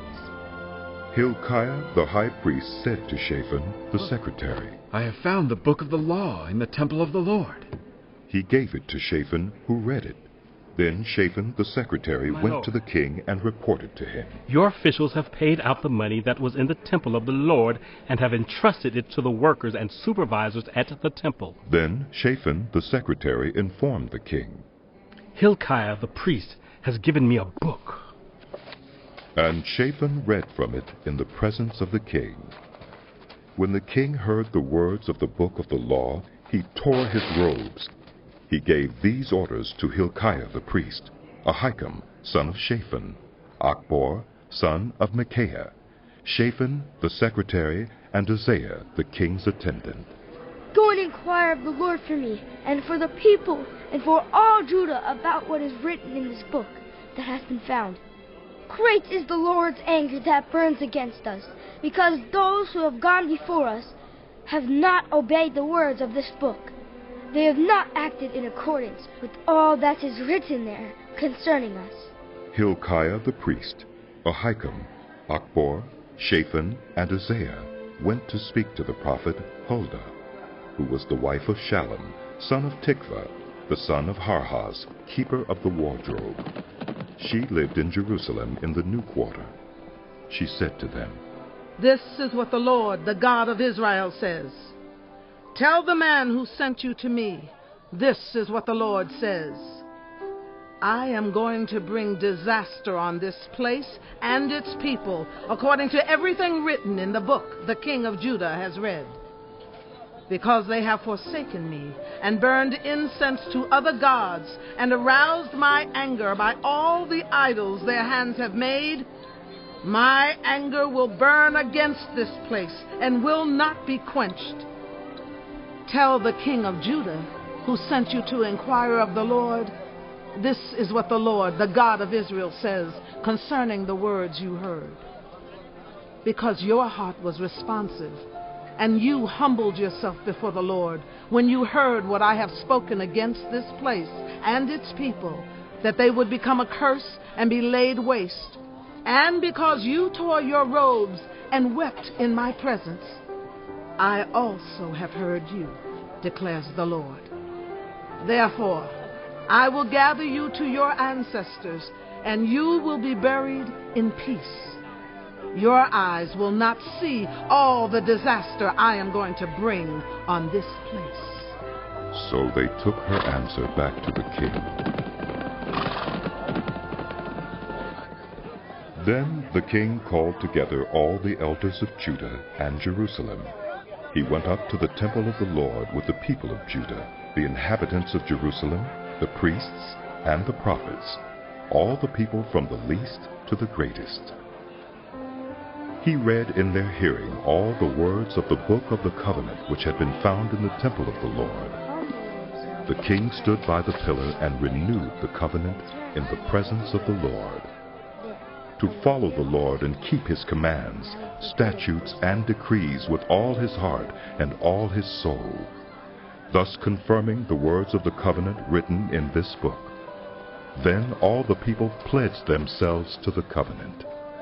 The king ordered Hilkiah the high priest, the priests next in rank, and the doorkeepers to remove from the temple of the Lord all the articles made for Baal and Asherah and all the starry hosts. He burned them outside Jerusalem in the fields of the Kidron Valley and took the ashes to Bethel. He did away with the idolatrous priests appointed by the kings of Judah to burn incense on the high places of the towns of Judah and on those around Jerusalem, those who burned incense to Baal, to the sun and moon, to the constellations, and to all the starry hosts. He took the Asherah pole from the temple of the Lord to the Kidron Valley outside Jerusalem and burned it there. He ground it to powder and scattered the dust over the graves of the common people. He also tore down the quarters of the male shrine prostitutes that were in the temple of the Lord, the quarters where women did weaving for Asherah. Josiah brought all the priests from the towns of Judah and desecrated the high places from Geba to Beersheba, where the priests had burned incense. He broke down the gateway at the entrance of the gate of Joshua, the city governor, which was on the left of the city gate. Although the priests of the high places did not serve at the altar of the Lord in Jerusalem, they ate unleavened bread with their fellow priests. He desecrated Topheth, which was in the valley of Ben Hinnom, so no one could use it to sacrifice their son or daughter in the fire to Molech. He removed from the entrance to the temple of the Lord the horses that the king of Judah had dedicated to the sun. They were in the court near the room of an official named Nathan Neely. Josiah then burned the chariots dedicated to the sun. He pulled down the altars the kings of Judah had erected on the roof near the upper room of Ahaz, and the altars Manasseh had built in the 2 courts of the temple of the Lord. He removed them from there, smashed them to pieces, and threw the rubble into the Kidron Valley. The king also desecrated the high places that were east of Jerusalem on the south of the Hill of Corruption, the one Solomon, king of Israel, had built for Ashtoreth, the vile goddess of the Sidonians, for Chemosh, the vile god of Moab, and for Molech, the detestable god of the people of Ammon. Josiah smashed the sacred stones and cut down the Asherah poles and covered the sites with human bones, even the altar at Bethel, the high place made by Jeroboam, son of Nebat, who had caused Israel to sin. Even that altar and high place he demolished. He burned the high place and ground it to powder, and burned the Asherah pole also. Then Josiah looked around, and when he saw the tombs that were there on the hillside, he had the bones removed from them and burned on the altar to defile it, in accordance with the word of the Lord proclaimed by the man of God who foretold these things. The king asked, "What is that tombstone I see?" The people of the city said, "It marks the tomb of the man of God who came from Judah and pronounced against the altar of Bethel the very things you have done to it." "Leave it alone. He said. Don't let anyone disturb his bones." So they spared his bones, and those of the prophet who had come from Samaria. "Bring them to the altar." Just as he had done at Bethel, Josiah removed all the shrines at the high places that the kings of Israel had built in the towns of Samaria, and that had aroused the Lord's anger. Josiah slaughtered all the priests of those high places on the altars and burned human bones on them. Then he went back to Jerusalem. The king gave this order to all the people: "Celebrate the Passover to the Lord your God, as it is written in this book of the covenant." Neither in the days of the judges who led Israel, nor in the days of the kings of Israel and the kings of Judah had any such Passover been observed. But in the 18th year of King Josiah, this Passover was celebrated to the Lord in Jerusalem.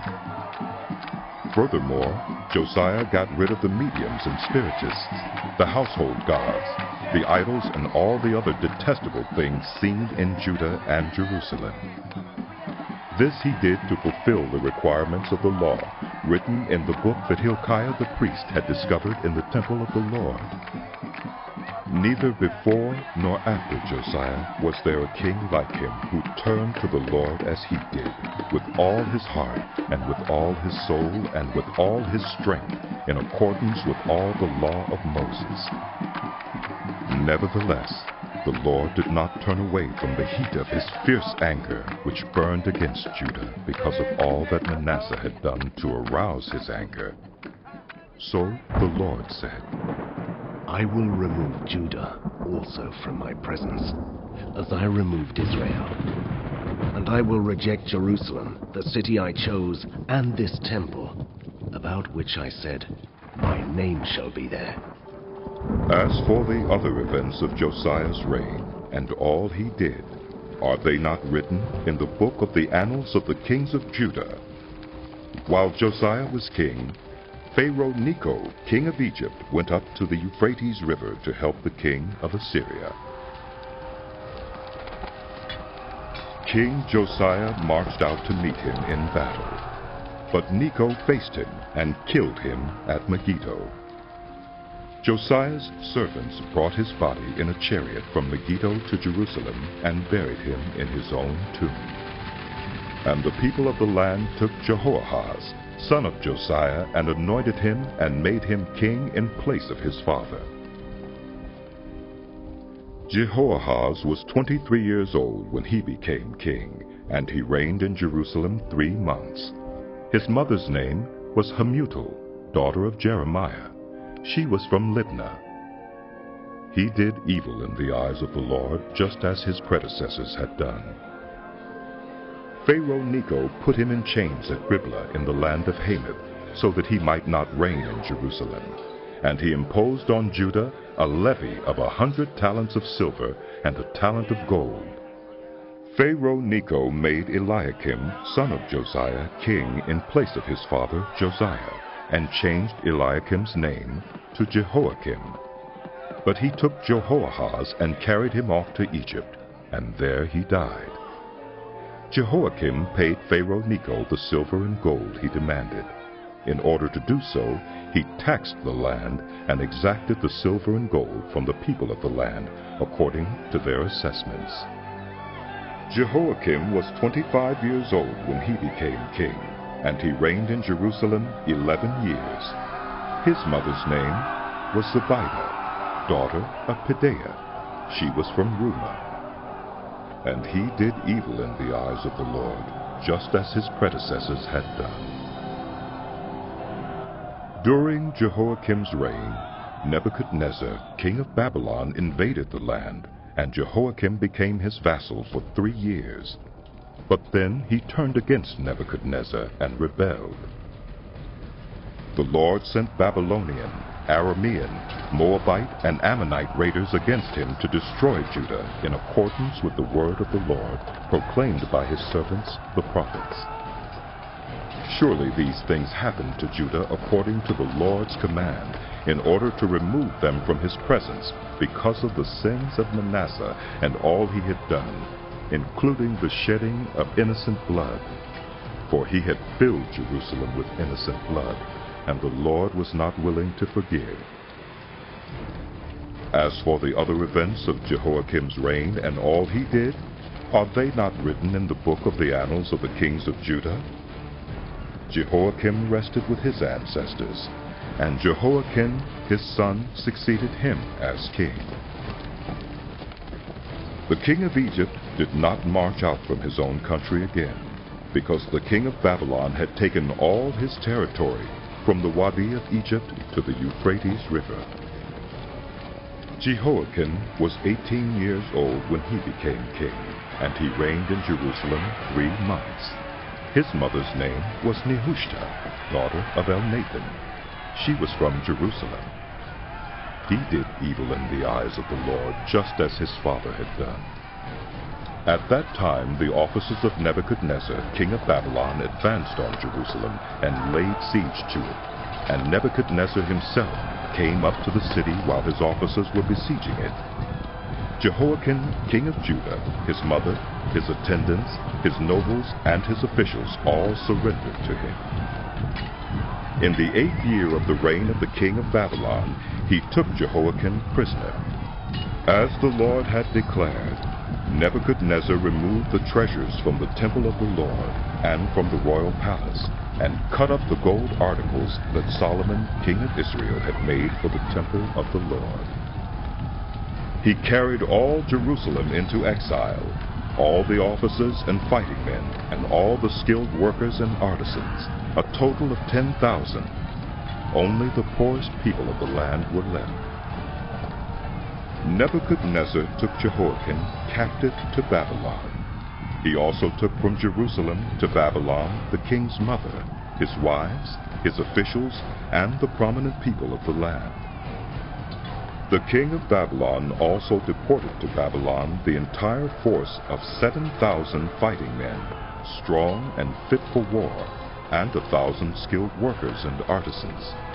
He made Mattaniah, Jehoiakim's uncle, king in his place, and changed his name to Zedekiah. Zedekiah was 21 years old when he became king, and he reigned in Jerusalem 11 years. His mother's name was Hamutal, daughter of Jeremiah. She was from Libnah. He did evil in the eyes of the Lord, just as Jehoiakim had done. It was because of the Lord's anger that all this happened to Jerusalem and Judah, and in the end he thrust them from his presence. Now Zedekiah rebelled against the king of Babylon. So in the 9th year of Zedekiah's reign, on the 10th day of the 10th month, Nebuchadnezzar, king of Babylon, marched against Jerusalem with his whole army. He encamped outside the city and built siege works all around it. The city was kept under siege until the 11th year of King Zedekiah.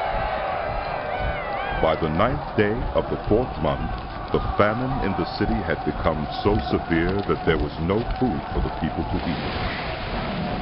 Then the city wall was broken through, and the whole army fled at night through the gate between the two walls near the king's garden, though the Babylonians were surrounding the city. They fled toward the Arabah, but the Babylonian army pursued the king and overtook him in the plains of Jericho. All his soldiers were separated from him and scattered, and he was captured. He was taken to the king of Babylon at Riblah, where sentence was pronounced on him. They killed the sons of Zedekiah before his eyes. Then they put out his eyes, bound him with bronze shackles, and took him to Babylon. On the 7th day of the 5th month, in the 19th year of Nebuchadnezzar, king of Babylon, Nebuzaradan, commander of the imperial guard, an official of the king of Babylon, came to Jerusalem. He set fire to the temple of the Lord, the royal palace, and all the houses of Jerusalem. Every important building he burned down. The whole Babylonian army, under the commander of the imperial guard, broke down the walls around Jerusalem. Nebuzaradan, the commander of the guard, carried into exile the people who remained in the city, along with the rest of the populace and those who had deserted to the king of Babylon. But the commander left behind some of the poorest people of the land to work the vineyards and fields. The Babylonians broke up the bronze pillars, the movable stands, and the bronze sea that were at the temple of the Lord, and they carried the bronze to Babylon.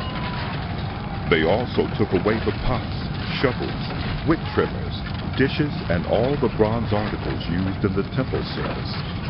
The commander of the imperial guard took away the censers and sprinkling bowls, all that were made of pure gold or silver. The bronze from the two pillars, the seat, and the movable stands, which Solomon had made for the temple of the Lord, was more than could be weighed. Each pillar was 18 cubits high. The bronze capital on top of one pillar was 3 cubits high and was decorated with a network and pomegranates of bronze all around. The other pillar with its network was similar. The commander of the guard took as prisoners Seraiah, the chief priest, Zephaniah, the priest next in rank, and the 3 doorkeepers. Of those still in the city, he took the officer in charge of the fighting men and 5 royal advisors. He also took the secretary, who was chief officer in charge of conscripting the people of the land, and 60 of the conscripts were bound in the city. Nebuzaradan, the commander, took them all and brought them to the king of Babylon at Riblah. There at Riblah, in the land of Haman, the king had them executed. So Judah went into captivity away from her land. Nebuchadnezzar, king of Babylon, appointed Gedaliah, son of Ahikam, the son of Shaphan, to be over the people he had left behind in Judah. When all the army officers and their men heard that the king of Babylon had appointed Gedaliah as governor, they came to Gedaliah at Mizpah. Ishmael, son of Nethaniah, Johanan, son of Kareah, Seraiah, son of Tanhumeth, the Netophathite, Jaazaniah, the son of the Meuchathite, and their men.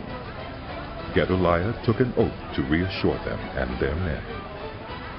Do not be afraid of the Babylonian officials, he said. Settle down in the land and serve the king of Babylon, and it will go well with you. In the 7th month, however, Ishmael, son of Nethaniah, the son of Elishama, who was of royal blood, came with 10 men and assassinated Gedaliah, and also the men of Judah, and the Babylonians who were with him at Mizpah. At this, all the people from the least to the greatest, together with the army officers, fled to Egypt for fear of the Babylonians. In the 37th year of the exile of Jehoiakim, king of Judah, in the year Awel-Marduk became king of Babylon, he released Jehoiakim, king of Judah, from prison. He did this on the 27th day of the 12th month. He spoke kindly to him and gave him a seat of honor, higher than those of the other kings who were with him in Babylon. So Jehoiakim put aside his prison clothes, and for the rest of his life ate regularly at the king's table. Day by day, the king gave Jehoiakim a regular allowance as long as he lived.